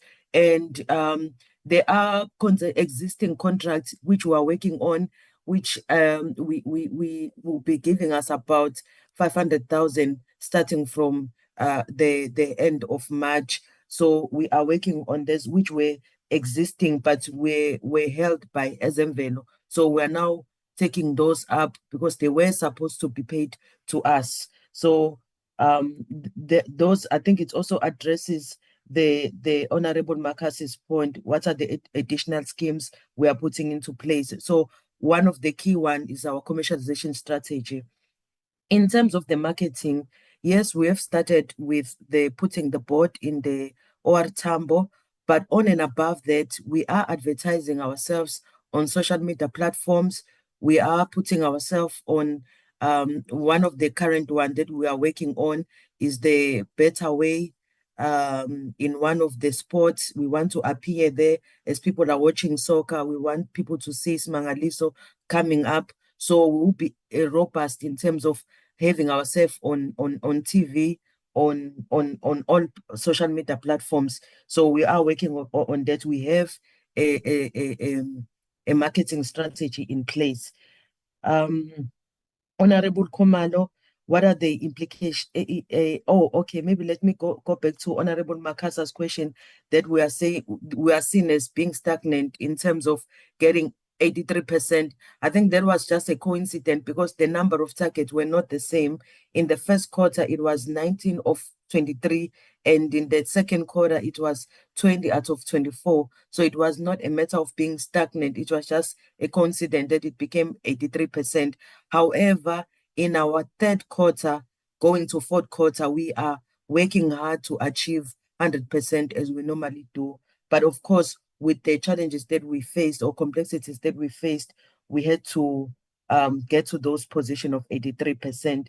Honorable Khumalo, the issue or the impact of cloud backup, what we normally do is that we back up on our hard drive or on our external hard drive, but we saw that if for us to do it on the hard drive, what if those hard drives have issues? So we wanted to create a number of backup systems that we have, one of them having a cloud backup. So as a result, we were unable to do so. This is a new initiative that we are working, seeing systems are being hacked left and right. So we want to keep our system like it's part of our business continuity, be able to run within few hours when the system is being hacked or challenges of the system. So the effect is at this point is that we are doing backups, but we're doing a traditional way of using your hard drive. Honorable Mkhize, I think it's the same question of saying what are measures that we are putting in place in terms of revenue. Yes, we are not able to meet in quarter two, but quarter one we were able to, but also the number of visitors. It all talks to our marketing strategy that we've put in place and also implementing now our commercialization strategy. We started with the small capitalization. We're now going to the big capitalization of implementing projects. And we as I indicated, we will start to see in the next financial year some improvement in terms of our revenue. And the issues around the EPWP program, unfortunately, this was one which is, I think, in the future, we never knew the impact of elections, what election would bring, because when we did our planning, not having in mind that election would come up differently or would come up with some of the delays in approving or delays in approving the appropriation bill. So the parliament had to be enacted for the appropriation bill to be approved by National Treasury. It was not the issue with National Treasury per se, but for the department to issue funds to entities, they needed the appropriation bill to be approved first for them to dispense funding. So at this point, that has been resolved by the appropriation bill that was approved by the 31st of July.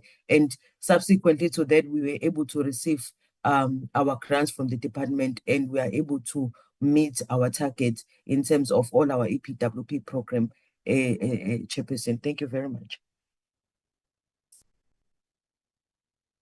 Thank you very much, Ms. Ntambo. Let me just find out from honorable members whether there are any follow-up questions or whether the questions have been sufficiently answered. Can I have a show of hands? In the absence of a show of hands, I will take it that your questions have been sufficiently answered.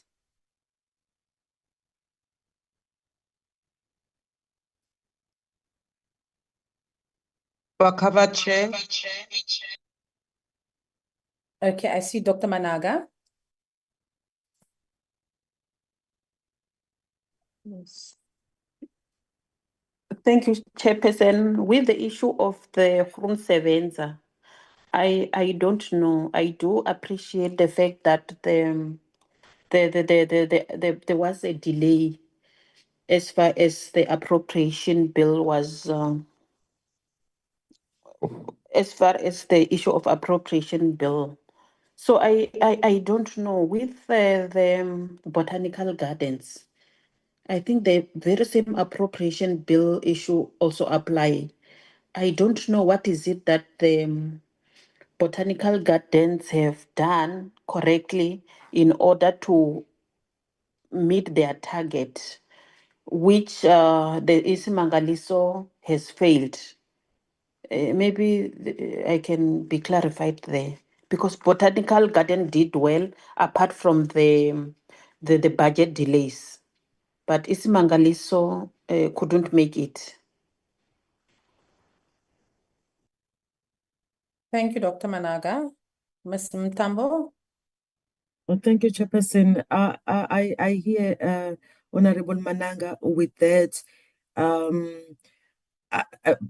Probably it could be they are planning, they had planned maybe to move across some of them. I noticed also in their report that they were able to achieve, but however, they were not able to do the training. So I would say perhaps it's the number that we put, because in our take we had said we just want to start with 200 and all of them be each and every quarter we must be able to achieve 200.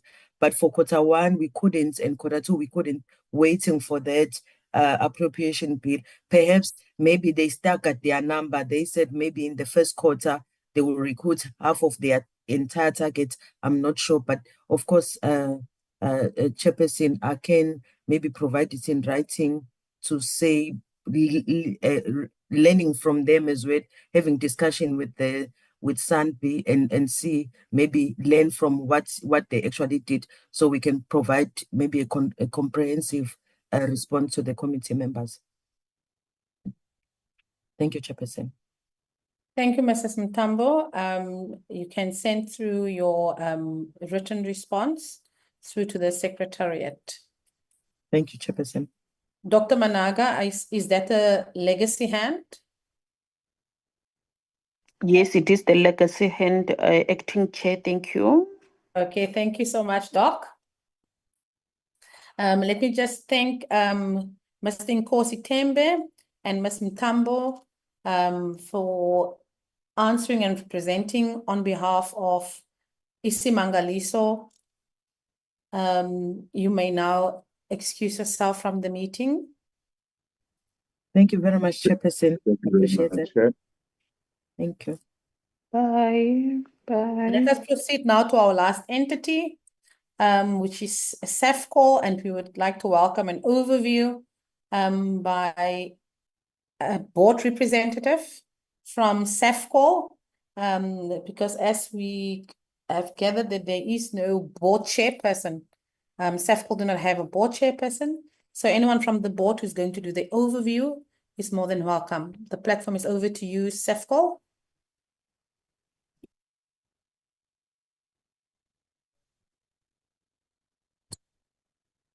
Okay.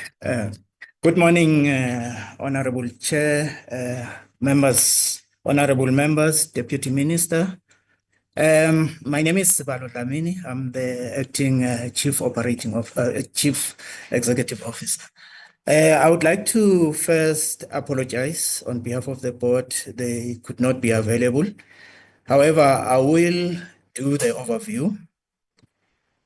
So in terms of SAFCOL, we are an integrated forest company that operates in South Africa and in Mozambique. We basically manage the state forests in accordance to acceptable commercial management practices. We do have a dual mandate, which is commercial viability and socio-economic development. So in South Africa, we basically have the main operating entity. So we've got subsidiaries, which is the main operating entity is the Komatiland Forest. We also have Gamhlabane and Abacus Forestry. In Mozambique, we have Ifloma. We own 80% of Ifloma. In terms of our operations in South Africa, we have plantations starting all the way from Limpopo all the way to KZN, main plantations being in Mpumalanga. In Mozambique, we operate mainly in the district of Mesika and Sofala province. Now, in terms of our revenue, our main source of revenue is the plantations. In South Africa, with KLF being the main operating entity, we derive revenue from the sale of logs.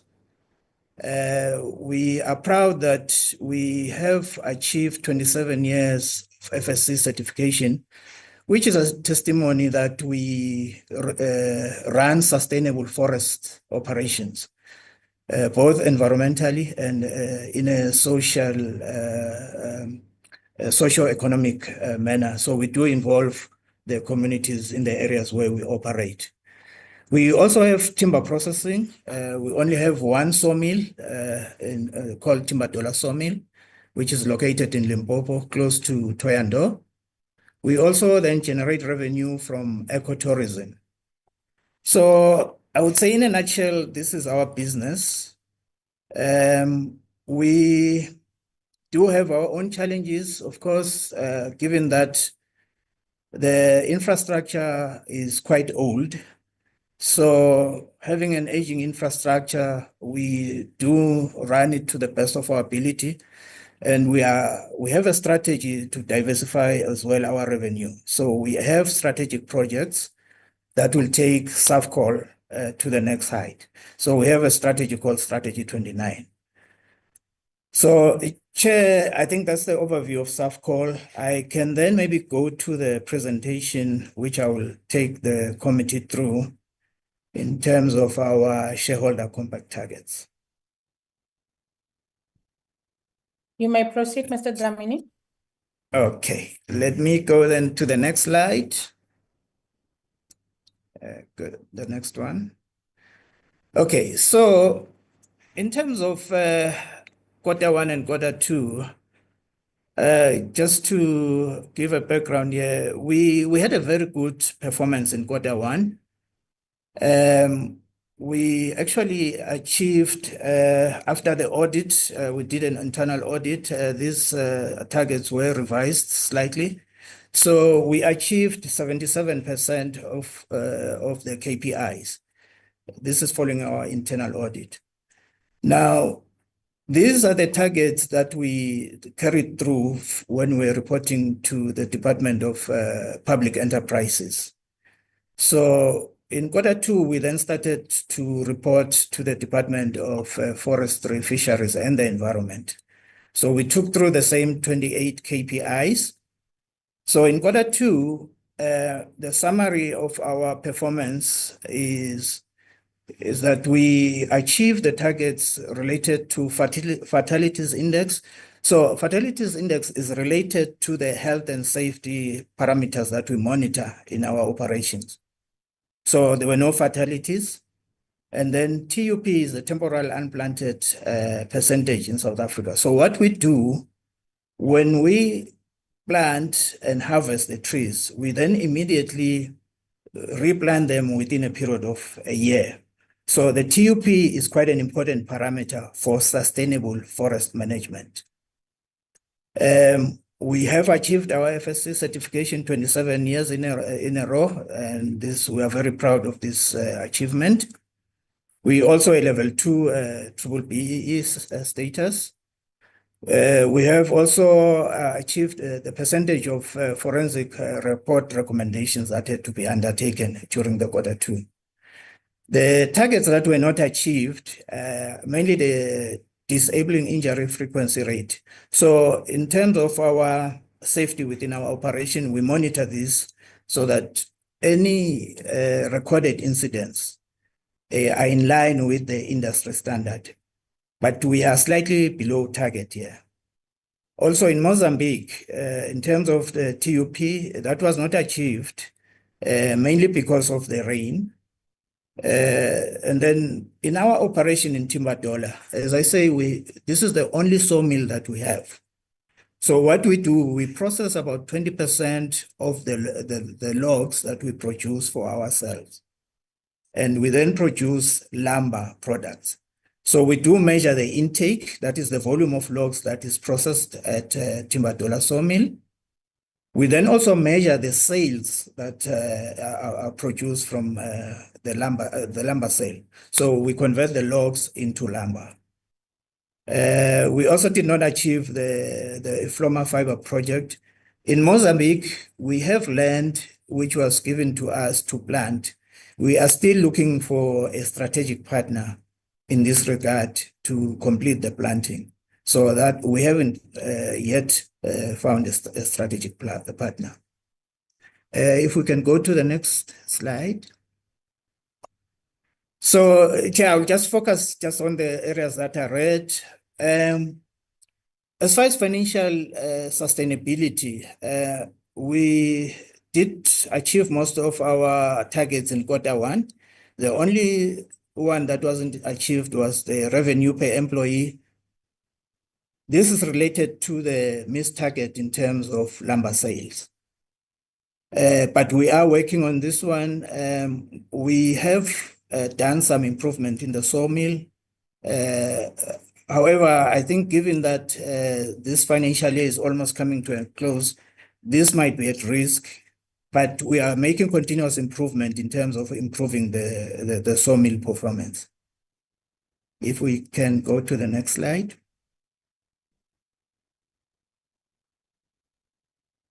Okay, I've already touched about the disabling injury frequency rate, which was slightly above the shareholder compact target. However, we have a campaign to improve safety in our operation. So we believe this will be achieved by the end of the financial year.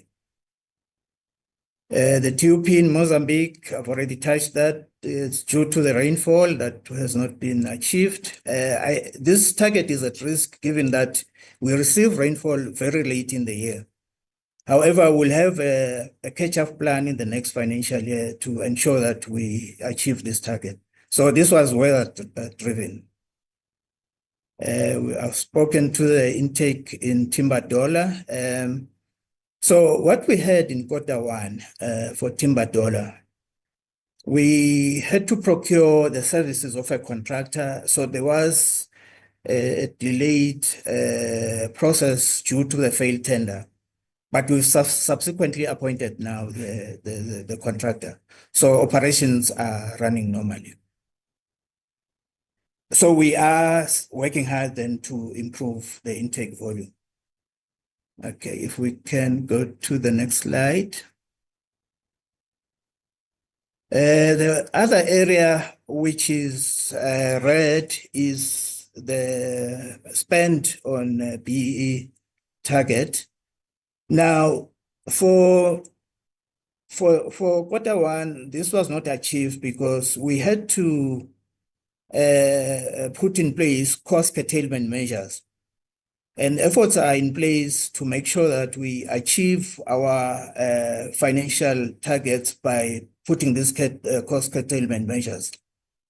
And in addition, what we are doing is ensuring that we have limited spend on BEE. It's just to ensure that we just spend the bare minimum on those areas so that we maintain our cash position.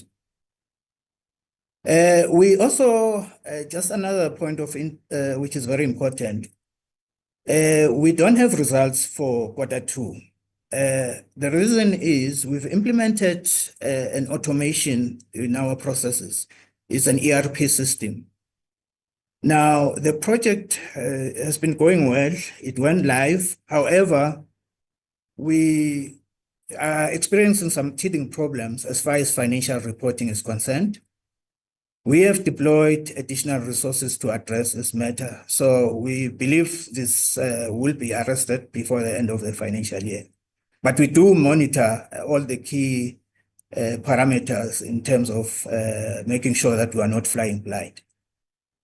So these results will be then be fully available by end of the financial year. So if we can go to the next slide. So in terms of some of the activities that we had to undertake under forensic recommendations, we missed the shareholder target slightly by 2%. That was in Q1. As I say, for Q2, we basically don't have the results because of the ERP system. If we can then move to the next slide. Okay, so in terms of the risk that we are continuously monitoring in the organization is making sure we have our cash curtailment measures in place.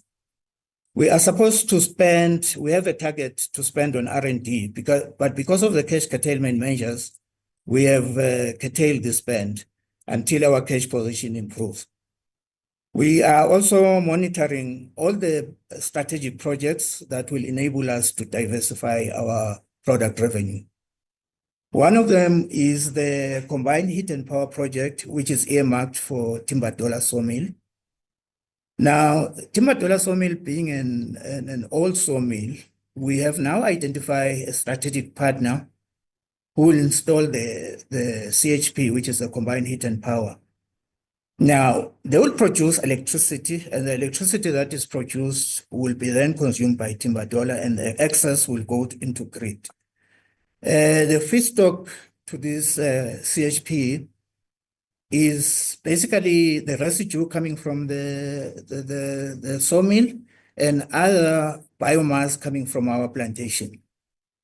Now, this will be groundbreaking because it will assist us to upgrade Timbadola in terms of ensuring that we don't have to upgrade the boilers because the steam will come from the CHP. Also, we'll have reliable green energy coming from the CHP. The other risk that we are managing strategically is the loss of biological asset. We do have challenges with timber theft, but we are working closely with all the law enforcement agencies to address this matter. And also we're looking then also as another risk that we're continuously managing is the sustainability threat. Cash conservation measures are in place to ensure that we have operational flexibility. This will be the summary then of the key performance measures. We will go to the financial information, and I will ask the CFO to present that one. Thank you, Chair. Thank you, Mr. If I can Blunt. allow to, yeah. Your CFO. Thank you, Chair, and good morning to you and the honourable members. I'll take you through the overview of Q1 and Q2. SAFCOL has done pretty well, and I'd like to remind everyone we're quite proud of the fact that we have not had bailouts from the state. We don't even have government guarantees. We generate our own income and then try and manage the business to continue to add value to the government as shareholder. So you'll see for Q1, we ended the quarter at a profit of 9.1 million there in the second column. And it was almost 3 times more than what the budget for that comparative period had us aim for. So we had a very good Q1. And if you compare it to prior year, which is in the last column, you'll see we had a very bad loss at the end of June 2023 for Q1 in that year. So overall Q1 for this year, very good. When you look at the operating cost comparison, all those cost buckets that's shown on the bottom left, you'll see all barring one. The orange bar is smaller than the blue bar. So all of them are within budget for the quarter, except for admin costs. So admin costs, the only reason that is over, we had to incur costs on software. So basically this ERP implementation that the acting CEO was alluding to, we had to make payments for that, and it was on the budget. It was smoothed throughout the period, so it's just a timing difference. And you'll also note that on many of the significant costs, like employee costs and forestry costs, the orange bars are below the yellow bars. And that is indicating that we basically had a smaller expense this year compared to last year, which is part of the cash curtailment and the cost curtailment and the cash preservation methods that we are implementing to stabilize the liquidity of SAFCOL. When we look at the operating cost breakdown, the bulk of our operating costs are still linked to employee costs, 40% of everything we spend. And that is obviously a fixed cost. So it kind of challenges our agility when we have to respond and show resilience to changes in the market. But we are finding our way through the difficult market that we've seen at the start of FY 2025. and then also towards the end of the previous year. Second highest cost you'll see there in the orange part of the bar is forestry costs, which makes sense since the biological asset, our forests, are our biggest asset by far. You can move to the next slide. Thank you. Okay, so if we take a look at the balance sheet for Q1, and especially how it moved from the previous year end, most significant is we like to zoom in on our current assets and current liabilities when we look at the short term.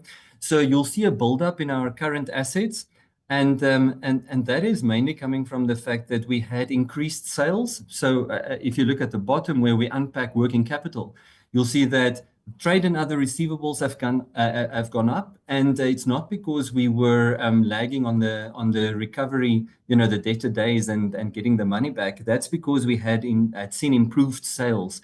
So trade and other receivables went up, and then there was also a slight increase on the cash and cash equivalents from 202 million to 207 million. So that is driving this improvement in current assets. And what makes the story even better is concurrently we see a reduction in current liabilities.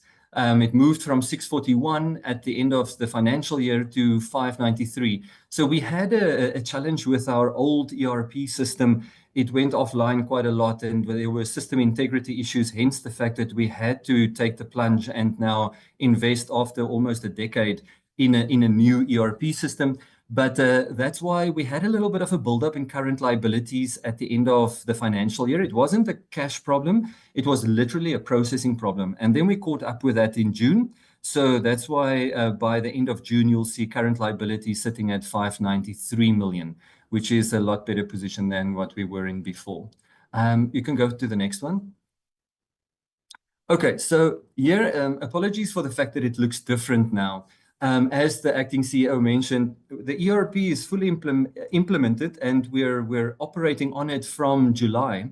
But to run financial performance reports, we needed to get a lot of the data that was caught in the parallel phase to be reconciled and make sure that we don't open ourselves up to adverse AG audit findings when they come to review the system implementation. So we struggle still with the detailed kind of financial reporting, but obviously the one thing that we can easily track, and we do it on a daily basis, to be honest, is our cash. We are, at the end of the day, all your financial performance ends up in cash because cash is king. And that bar that you see, the graph on the left, is basically showing you at the end of Q1, we did have a drop in cash. We dropped cash by almost 36 million to end at 172 million, which was 39% short of our internal buffer where we'd ideally want to be to not be concerned about the liquidity of the company. We do manage it so closely that we don't get into a situation where we cannot pay our creditors. We are definitely still a going concern, but we saw that drop because in Q2 we had a massive fire due to changes in the weather. We had a fire that cost us over 30 million rand to get aerial support in to help with extinguishing the fire. So we do have an element of self-insurance. You'll see that bottom orange part of the bars dropped in September. It used to be about 35 million and it dropped to almost 15 million now, half, because that was a big part of what we had to delve into to service the costs of this massive loss that we incurred with a fire. So as we move closer on that graph to the dotted black line at the top, we will then replenish that self-insurance to make sure that we are ready for the next fire season when that starts in about 3 months. So also you'll see the last note on this slide was still at the point of Q2. We need about 34 million available cash to SAFCOL. So that's the top part of those bars, the bluish kind of bars. Now, as it was at the end of Q2, we saw that we don't meet that if we look at the normal forecast. We're not saving enough cash. So it didn't mean we cannot pay salaries. It just meant that overall, we needed to approach our big customers to say, please pay us before the 25th. So we had an early settlement discount offered to the big customers, some of them, and said, okay, if you pay us by within a week or 2 weeks, we'll give you 1% discount. So that is how we made sure that we had the liquidity to fund the payroll costs. But this actually ended up looking much better than the forecast showed us. We implemented, with the assistance of our audit committee and support of the board, we implemented a massive cash preservation intervention. And that actually caused us to never really have to offer these discounts anyway. So we did not have to incur those costs in the forward-looking period. I can tell you that for Q3 and even now in Q4, those blue parts of the bar is way above 15 and 31. They're averaging around 50. So the cash intervention really is yielding its results. And that is thanks to a collaborative approach of all the different departments, executives, and managing their functions very closely. So we say on the right, estimated performance, because I cannot give you all the details of the fancy accounting yet. But at the end of the day, what ends up adding or subtracting from our cash in the bank for the group is what came from our financial performance. So for Q1, we showed a profit year to date of about 9 million rand, which, as I said in that first slide, was almost 3 times more than the budget.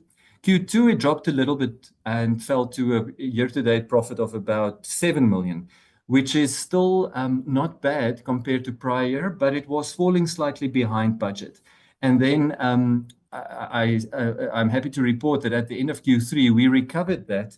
And then we're sitting at a profit of about 12 million for the first 9 months. So to put that in context, our budget for the year for net profit is around 30 to 34 million. So we are probably going to, it's possible that we'll fall short slightly of that, but we won't be making losses. We see that there's probably going to be a positive outcome. We'll know in the next 3 weeks that we would definitely have stabilized our liquidity finally, and that we would still demonstrate a modest profit instead of running into the losses that we had at an operational level in the past. So as the acting CEO mentioned, and you'll see there on the bullets on the right, just to make sure that you understand, we are actively managing this, the cash flows, the expenditure, and the top line, and not flying blind at all. We are in a position where we have revenue that's managed fortnightly with detailed meetings on the 2 main revenues. Actually, sorry, all 3 revenue streams. We monitor log order books. That's our big revenue, the one that accounts for 80% of our inflows. Then the lumber revenue, which accounts for just under 20%, let's say 18% of revenue, is also monitored from the activity level at the Timbadola sawmill. And then eco revenue and other kind of sundry revenue is also reported on and monitored by a cross-functional exco team at a fortnightly meeting. Expenditure also remains curtailed. We have each relevant executive taking ownership of their function and monitoring every single activity that's being undertaken, where we need their sign-off and approval to demonstrate that the executives are on the ground and at the coalface, making sure that in the current absence of a full suite of financial reports, we keep close to the numbers and we mitigate the risk of expenditure running out of control. And we can see the fruits of that bearing off now as we replenishing the cash reserves. So that is, I think you can go to the next one, but I think that's the last slide. Thank you very much, Chair. We can take any questions. Thank you, Mr. Human. I'd like to take give members of the portfolio an opportunity to pose questions or make comments. May I see some hands, members?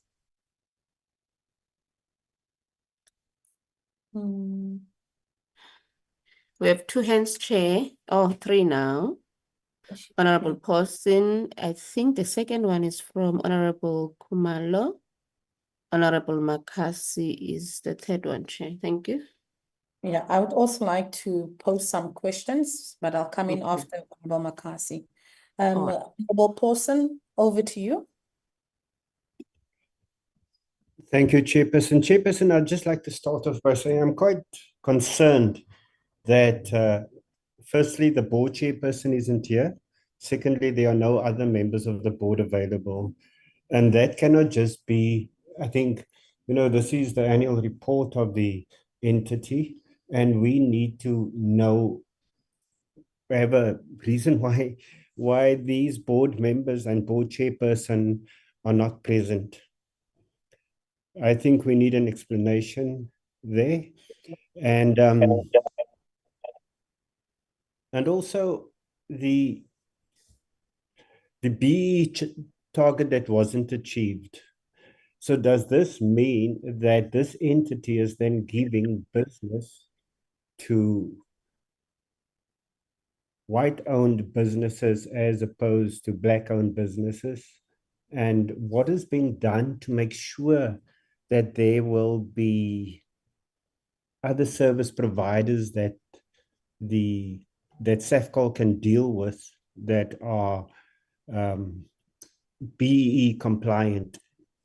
And then, Chairperson, there's a lumber processing company or a facility in Limpopo, whereas the major plantation area is in a province like Mpumalanga. Now, Chairperson, I don't know if you've seen these trucks that transport these massive logs, and they're going to transport them from Mpumalanga to Limpopo. And given the size of those trucks, given that we'd like to move to carbon-free environment, and a truck traveling that distance, shouldn't that lumber processing rather be in Mpumalanga, closer to the major plantations? And then CHP to generate electricity. Now, Chairperson, once again, we're moving to lower carbon emissions. And I'd like to know whether an environmental impact assessment was done to give us the go-ahead for the CHP facility that's going to be set up. Then, Chairperson, 22,000 hectares of forest in the Western Cape has been restored to active forestry. This was announced in 2023. I'd like to know if it is actually happening and what impact this has on SAFCOL's revenue. Then, Mr. Human, you mentioned that you have switched from one ERP system to another ERP system. I'd like to know, and I think there's a tendency within our state entities. And if we look at, if you're telling me that we moved from SAGE to SAP, in Eskom, for example, SAP has been fined over 200 million rand for corruption. I'd be very concerned if the new ERP system is a SAP system. Also, you spent 30 million rand to combat a fire. Now, given that, we are a very dry country, mainly, and forestry by nature has the risk of presenting or us with forest fires. To be dependent on someone else to come and extinguish those fires, which are inherent risks for the industry that we are operating in, would it not be more feasible to set up our own fire combating or firefighting department with the necessary resources, helicopters, manpower, to go and address issues of fires. It will be quickly available instead of having to phone and call people. And look, one can't imagine people are waiting for a call from SAFCOL that they've got a fire somewhere and that has to go and be extinguished. If we have our own firefighting department that can readily be dispatched to go and address fires, it should be considered an option. The other thing is, technology is amazing. We can quickly detect with technology whether there is an increase in temperature in any of our forests. And we have to invest in this type of technology to try and save money by not investing in technology is penny wise and pound foolish. We have to look at technology that will detect risk of fires very quickly. I mean, it's simple. The technology is there. Invest in it. It could save us a lot of money. It could save us a lot of fires. We could easily detect the risk of fires, go and extinguish it, save a whole forest, save jobs, and save lives. What is being done about this? Thank you very much, Chairperson. Thank you, Honorable Paulson. I see there's a JQ and I see Honorable Khumalo is in the meeting. So, Yes. So I do not have an idea who the JQ 983667 is that's in the meeting. Yeah, it's myself, Chair. My phone is having a challenge. Oh, is that you, Honorable Khumalo? Yes, Chair. Okay, you may proceed.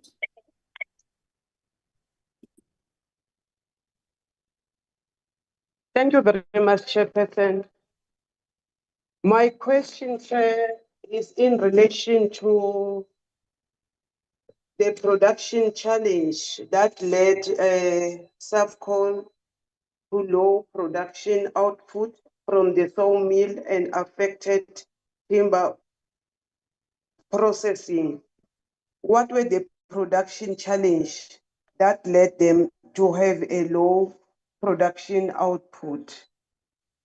And another thing, Chairperson, that I want maybe to find out is that what resulted in the underperformance on spend on BEE compliant companies as a percentage of TMPS to 77%, which is slightly lower than the target of 80%. I think one of the members have asked this question of the BEE. I think it is very much important, Chair, that we get the clarity of why the underperformance that affect the BEE compliant. Thank you, Chair. Thank you, Honorable Khumalo. Honorable Makasi. Thank you, Chair. I just need to check how much is being invested in the timber dollar reinvestment and combined heat and power and the Ifloma fiber projects. And what measures are put in place to mitigate the risks associated with carrying them out?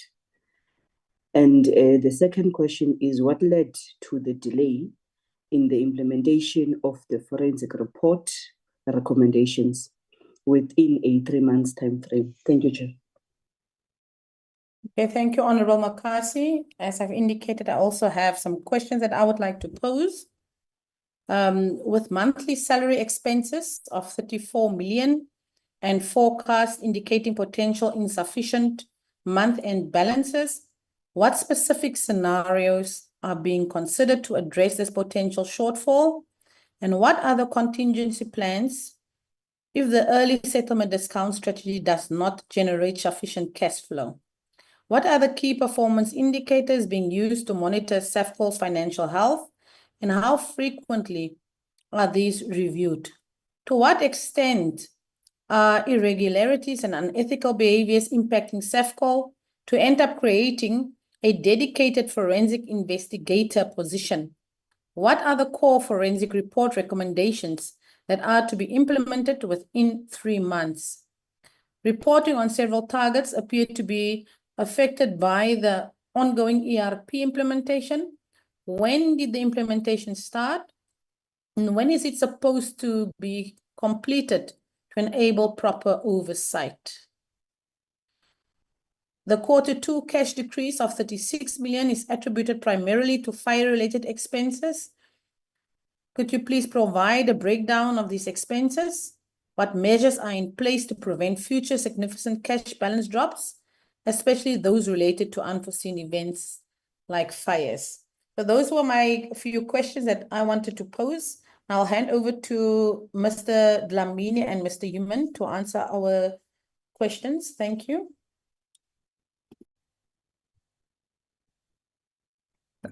Okay. Thank you, Honorable Chair. We will share the questions. Let me start with the ones from Honorable Paulson. Okay, we do note the concern in terms of our members of the board not being available. We will provide a written explanation to that. Right.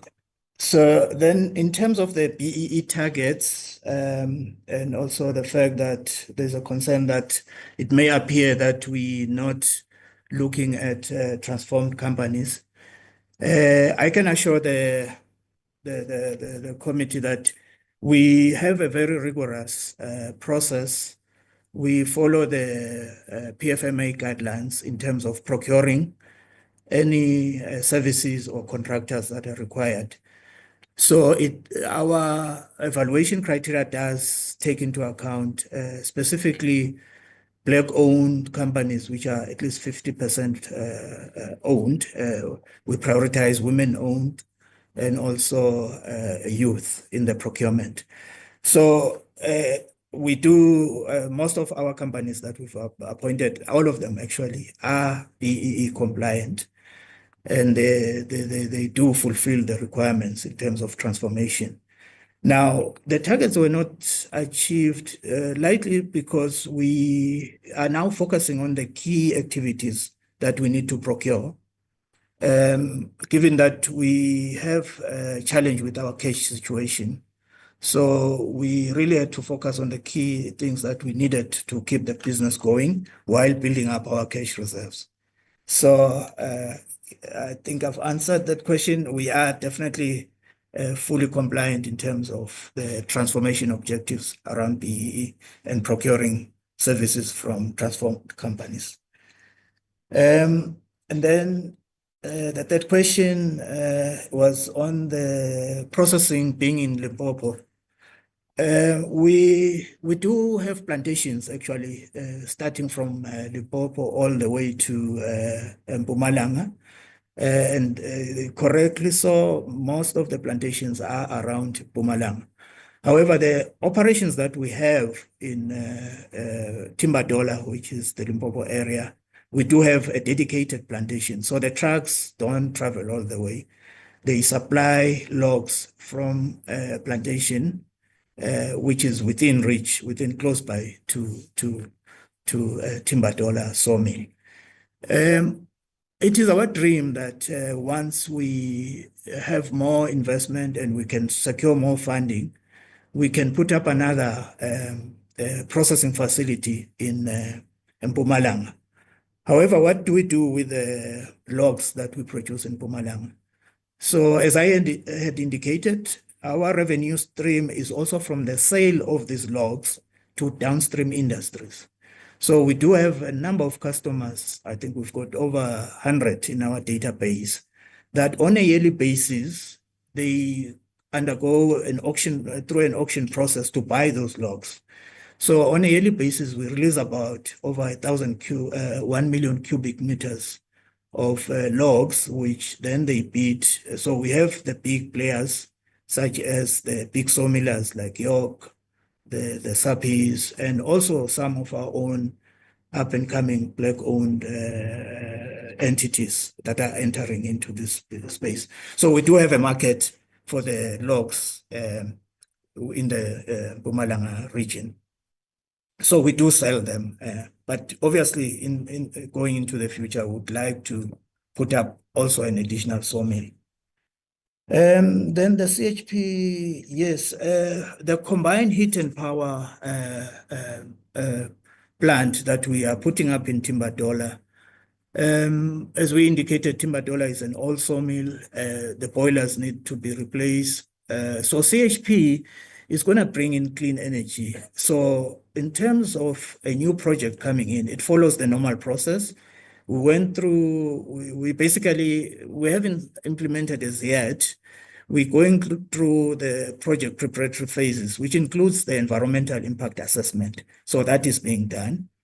And obviously, we'll also do a baseline in terms of carbon emissions. So this will help us with clean energy and address the climate issues. So we are very happy and excited about this project because it does talk to the climate change initiatives in terms of reducing carbon emissions and producing clean energy as well. So the project has gone through the normal step of going through environmental authorization. Then the hectares of land in Western Cape and the impact it would have in SAFCOL. We unfortunately we do not operate in Western Cape. We go as far as KZN. So it's other operators from Eastern Cape and Western Cape. SAFCOL is not in that area. Hopefully in the future, because most of the plantations, they were privatized. So we are no longer in that space.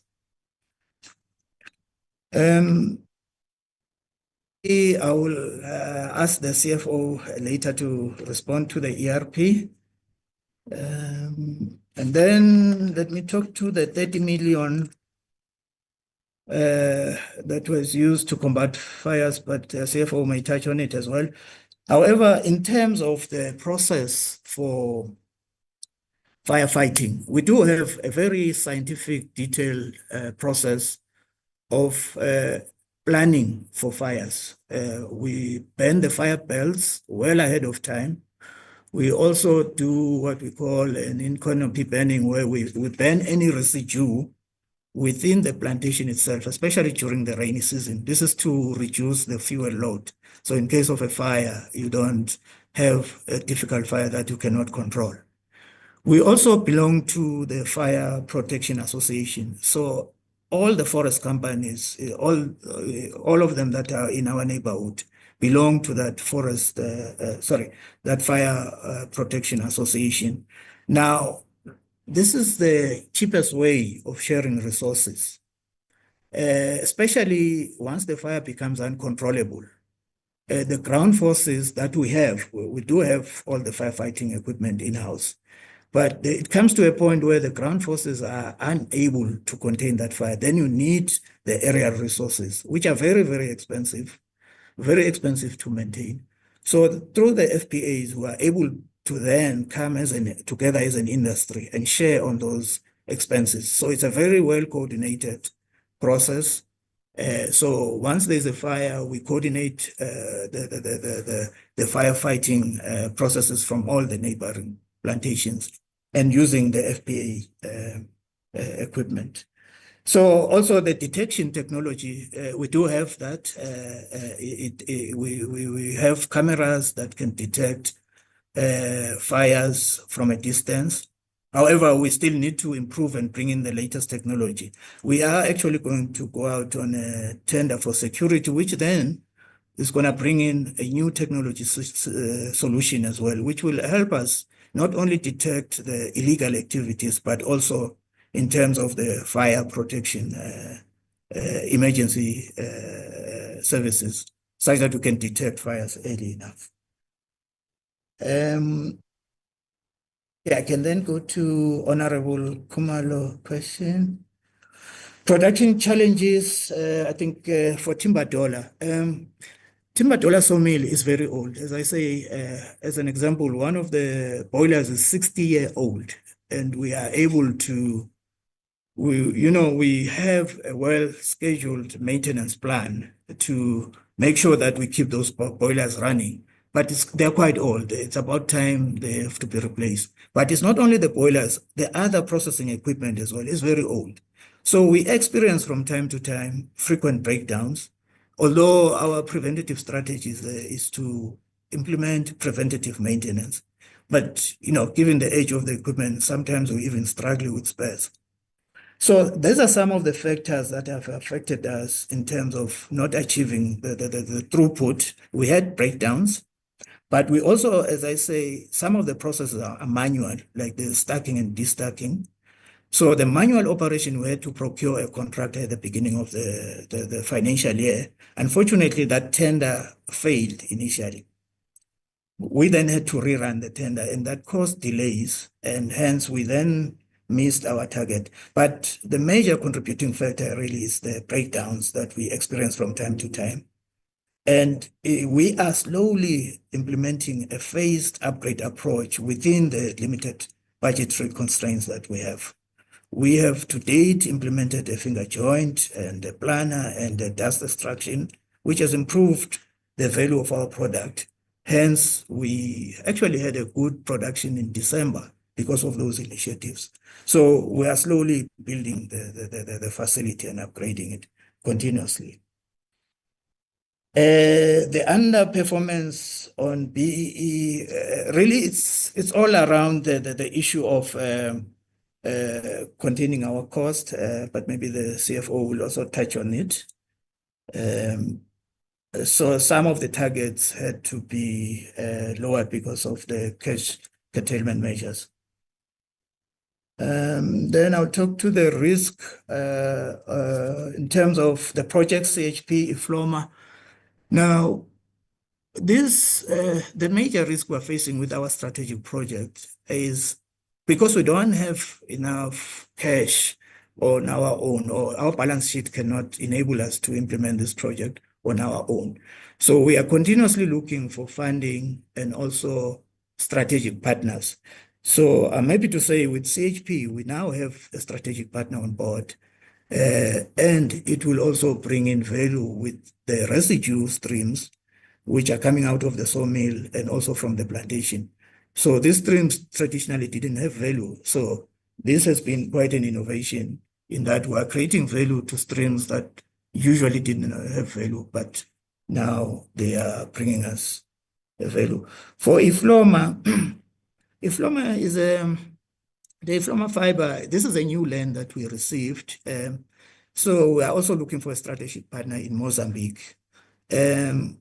It's also a very lengthy process because we had a partner coming on board, but to change the ownership of the land from ourselves to the new strategic partner is quite a lengthy process.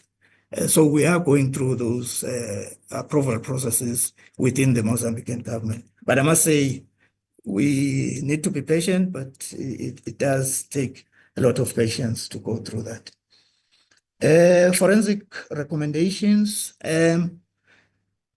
Okay, we, from time to time, depending on the issues at hand, I think this, I'll link it up with another question. We do pick up issues, especially with the timber theft. This is one of our biggest challenges in the company. Once we pick up information, whether through the whistleblower, we need to act on it, and we follow through. And obviously, that then brings in the forensic experts. I must say, there's a lot of cases around timber theft that we are dealing with through the law enforcement, but we also follow through all the whistleblower information that comes through. This was just a near miss in terms of a target. We missed it by 2%. It was just about the resources because they were stretched. So there was a lot of work on the table, but we've managed to catch up on that going forward. Chair, I think you had a lot of questions as well around financial. I will ask the CFO to talk to those as well. So if I can then give over to the CFO to talk to the remaining questions. Thank you. Thank you, Mr. Dlamini. Mr. Human. Thank you, Chair. Thank you, Acting CEO. Yeah, just quickly. So in response to Honourable Paulson's question, and also Honourable Khumalo, the BEE, the reason BEE was slightly below target, especially in Q1, was because we were finalizing, we had a mechanization project where we brought in very technologically advanced machinery to mechanize a lot of the harvesting activity. And that would increase productivity, it would be safer, there's a whole business case around that.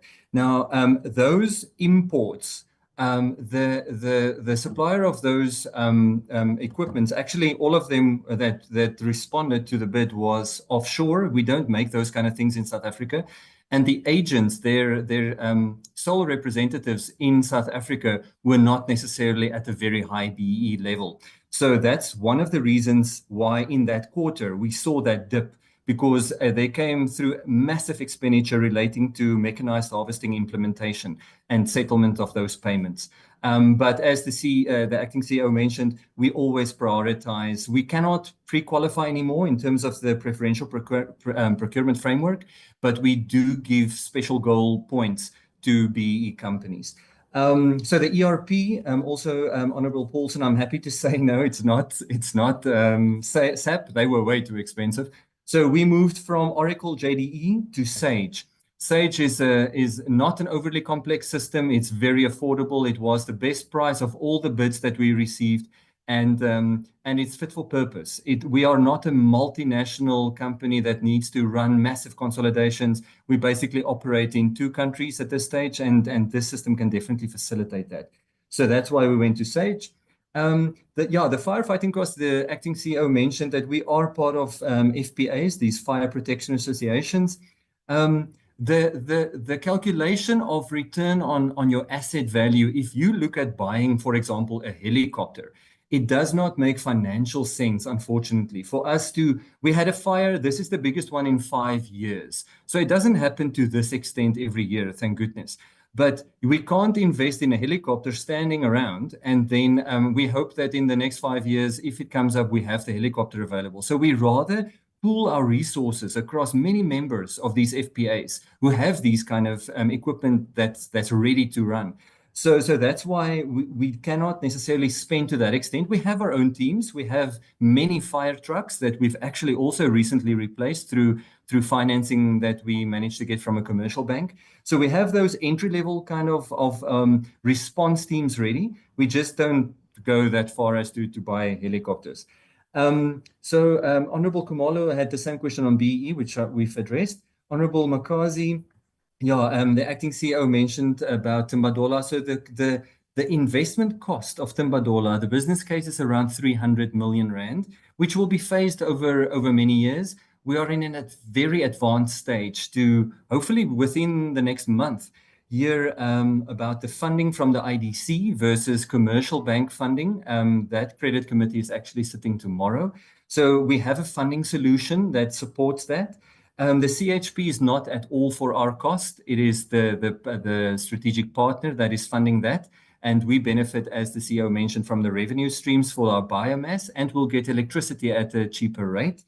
And then on the chair's questions, so the monthly settlement or payment of salaries versus the early settlement discount, as I said, luckily we never had to do that. We implemented this massive cash preservation intervention to address what we thought was could be a cash crisis.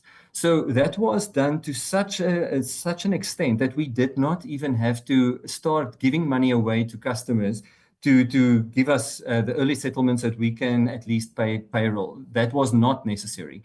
So the forecast periods in that graph that I showed actually ended up being way better than what we saw at that point in time, just looking at the normal budget. But now we had to tighten our belts a bit more, and that's what caused the cash balance to actually start improving. So the other measures that we do keep track of is our efficiency rate, for example. And you might recall in the presentation for Q1, we were slightly below it. For Q2 and Q3, I can report that we are above target. So sales have adequately recovered. And if you take your revenue divided by your employee headcount, we are meeting that efficiency target. So that's one of the ones we keep a close eye on. The other one is our debtor, our AR days, the days required to recover money from our debtors. We need to target anything below 60 days, and we are on average also still below that.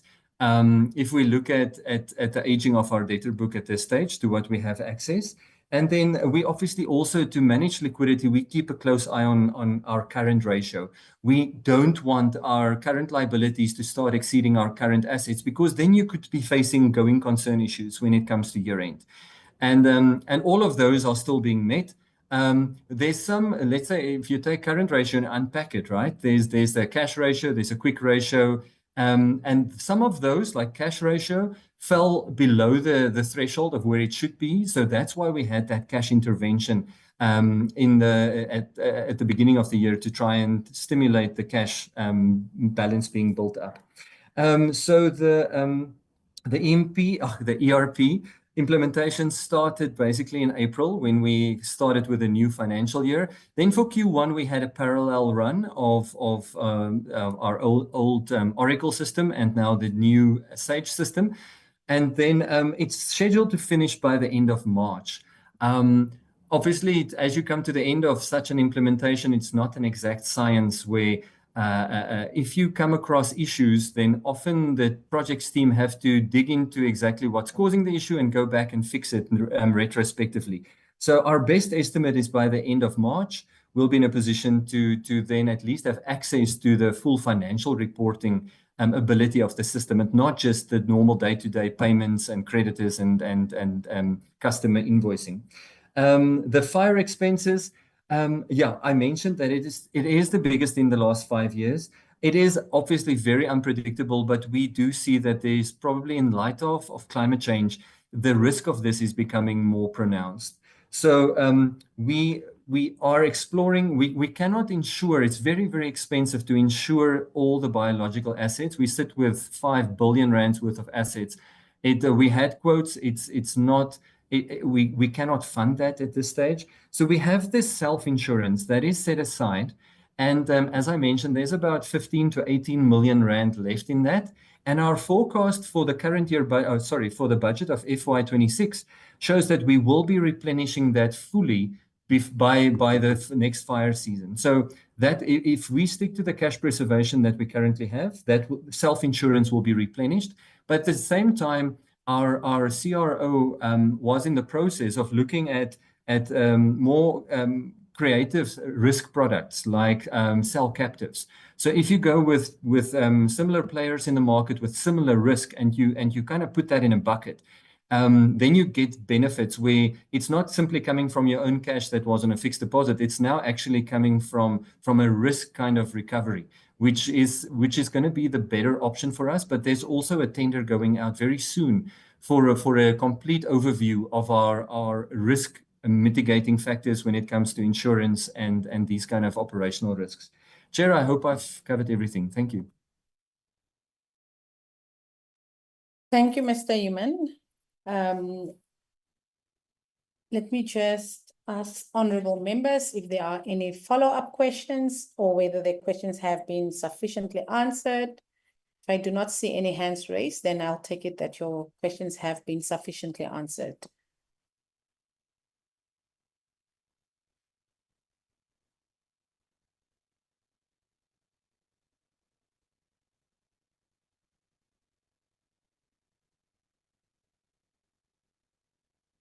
I see Deputy Minister Singh. You may proceed. No, thank you very much, Chairperson. I know that you will be moving now towards the conclusion of the meeting. But just to say thank you to you and to all the members for the very searching, relevant questions that will ensure that these entities use the monies that have been allocated to them efficiently and effectively and take corrective measures where they are in some areas. But just to also say, Chairperson and honorable colleagues, that moving forward, Our big challenge is going to be continued adequate funding of these entities. And to that end, I must say that we are actively involved as entities, as the boards, and as the ministry in trying to locate private funding, additional funding. For example, with regard to SENBI, the Global Environment Facility are very keen on funding some of the programs and projects, and that will assist the organization as a whole. When it comes to iSimangaliso, the minister had meetings yesterday, in fact, with some private sector partners that may come on board in terms of infrastructure and other issues, but I'm sure he will report at some stage. And lastly, on SAFCOL, I heard the questions on technology, firefighting, etc. And when I was in Rome last week at COP 16.2, I took the 1/2 day on the day that we're flying back to engage with the Italian Carabinieri. They are the kind of police force, but they are a dedicated enforcement unit dedicated to environmental issues. And they took Advocate Mitchell from my office and I through what they do. And I think our officials from DERCO were there. They will be visiting their training centers. They took us through the way they can detect fires, react on time, detect theft. And I will get that information through to SAFCOL. So as they move forward in terms of detection and enforcement, they can look at that particular issue. But they also were very willing to train our enforcement people in many areas, come down here or take them there. So there are initiatives that we are certainly looking at as the executive in trying to enhance partnerships with various partners in South Africa and around the globe. So I thought I should just mention that as well. But thank you very much, Honorable Chairperson and members.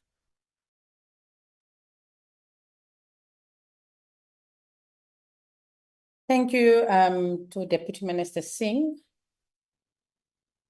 Mr. Dlamini and Mr. Human, thank you so much for the presentation on behalf of SAFCOL. You've heard all of the concerns, questions that members have raised. You can now excuse yourself from the meeting, and then we'll close our meeting. Okay, thank you, Honorable. Okay, thank you so much. To everyone still present in the meeting, Deputy Minister Singh, on behalf of our executive, honorable members present, members of our entities, I think they've all relieved themselves, SANBI, iSimangaliso, and SAFCOL, our members of our department. Just a warm thank you from us as the portfolio committee to yourselves, and as well as our A-team, our portfolio committee secretariat that have been present in the meeting and assisting us to have a successful online meeting. I just like to extend a word of gratitude to yourselves as well. The meeting now stands adjourned.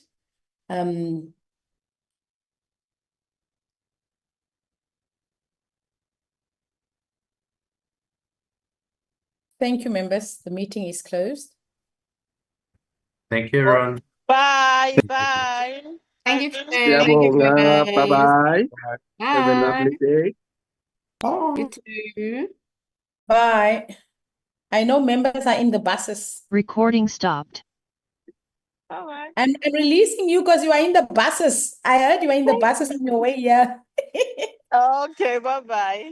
Bye. I'm with Matas. In the bus. Yes. Oh, sorry, man, guys, man. Next time we'll leave early. Yes. Okay, bye-bye. Bye. I'm here in the office. Oh, Yana, she's gonna try. This one. Oh, she did well. Now I wanted to take things that